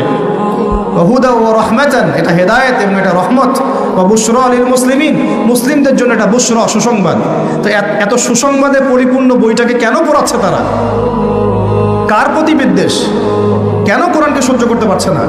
কারণ কোরআন ওদের সমকামিতার বিরুদ্ধে, কোরআন ওদের সুদের বিরুদ্ধে, কোরআন ওদের জুলুমের বিরুদ্ধে। কোরআন পৃথিবীর সমস্ত জুলুমের বিরুদ্ধে দাঁড়িয়ে যাবে। কোরআন পর্নোগ্রাফির বিরুদ্ধে, কোরআন এই জিনার বিরুদ্ধে, কোরআন ওদের সমস্ত নোংরামির বিরুদ্ধে। এই কারণেই কোরআনের সাথে এত শত্রুতা। ওরা সারা বিশ্ব জুড়ে চুরি আর ডাকাতি করছে, কোরআন তার বিরুদ্ধে। সারা বিশ্ব জুড়ে শিরক ছড়িয়ে দিচ্ছে, কোরআন তার বিরুদ্ধে। সারা বিশ্বরা মতবাদ ছড়িয়ে দিচ্ছে যে আল্লাহর পুত্র আছে ঈসা আলাইহিস সালাম, নাউযুবিল্লাহ, কোরআন তার বিরুদ্ধে। তারা মুহাম্মদ সাল্লাল্লাহু আলাইহি ওয়াসাল্লাম এবং তার সুন্নতকে অস্বীকার করে, কোরআন তার পক্ষে।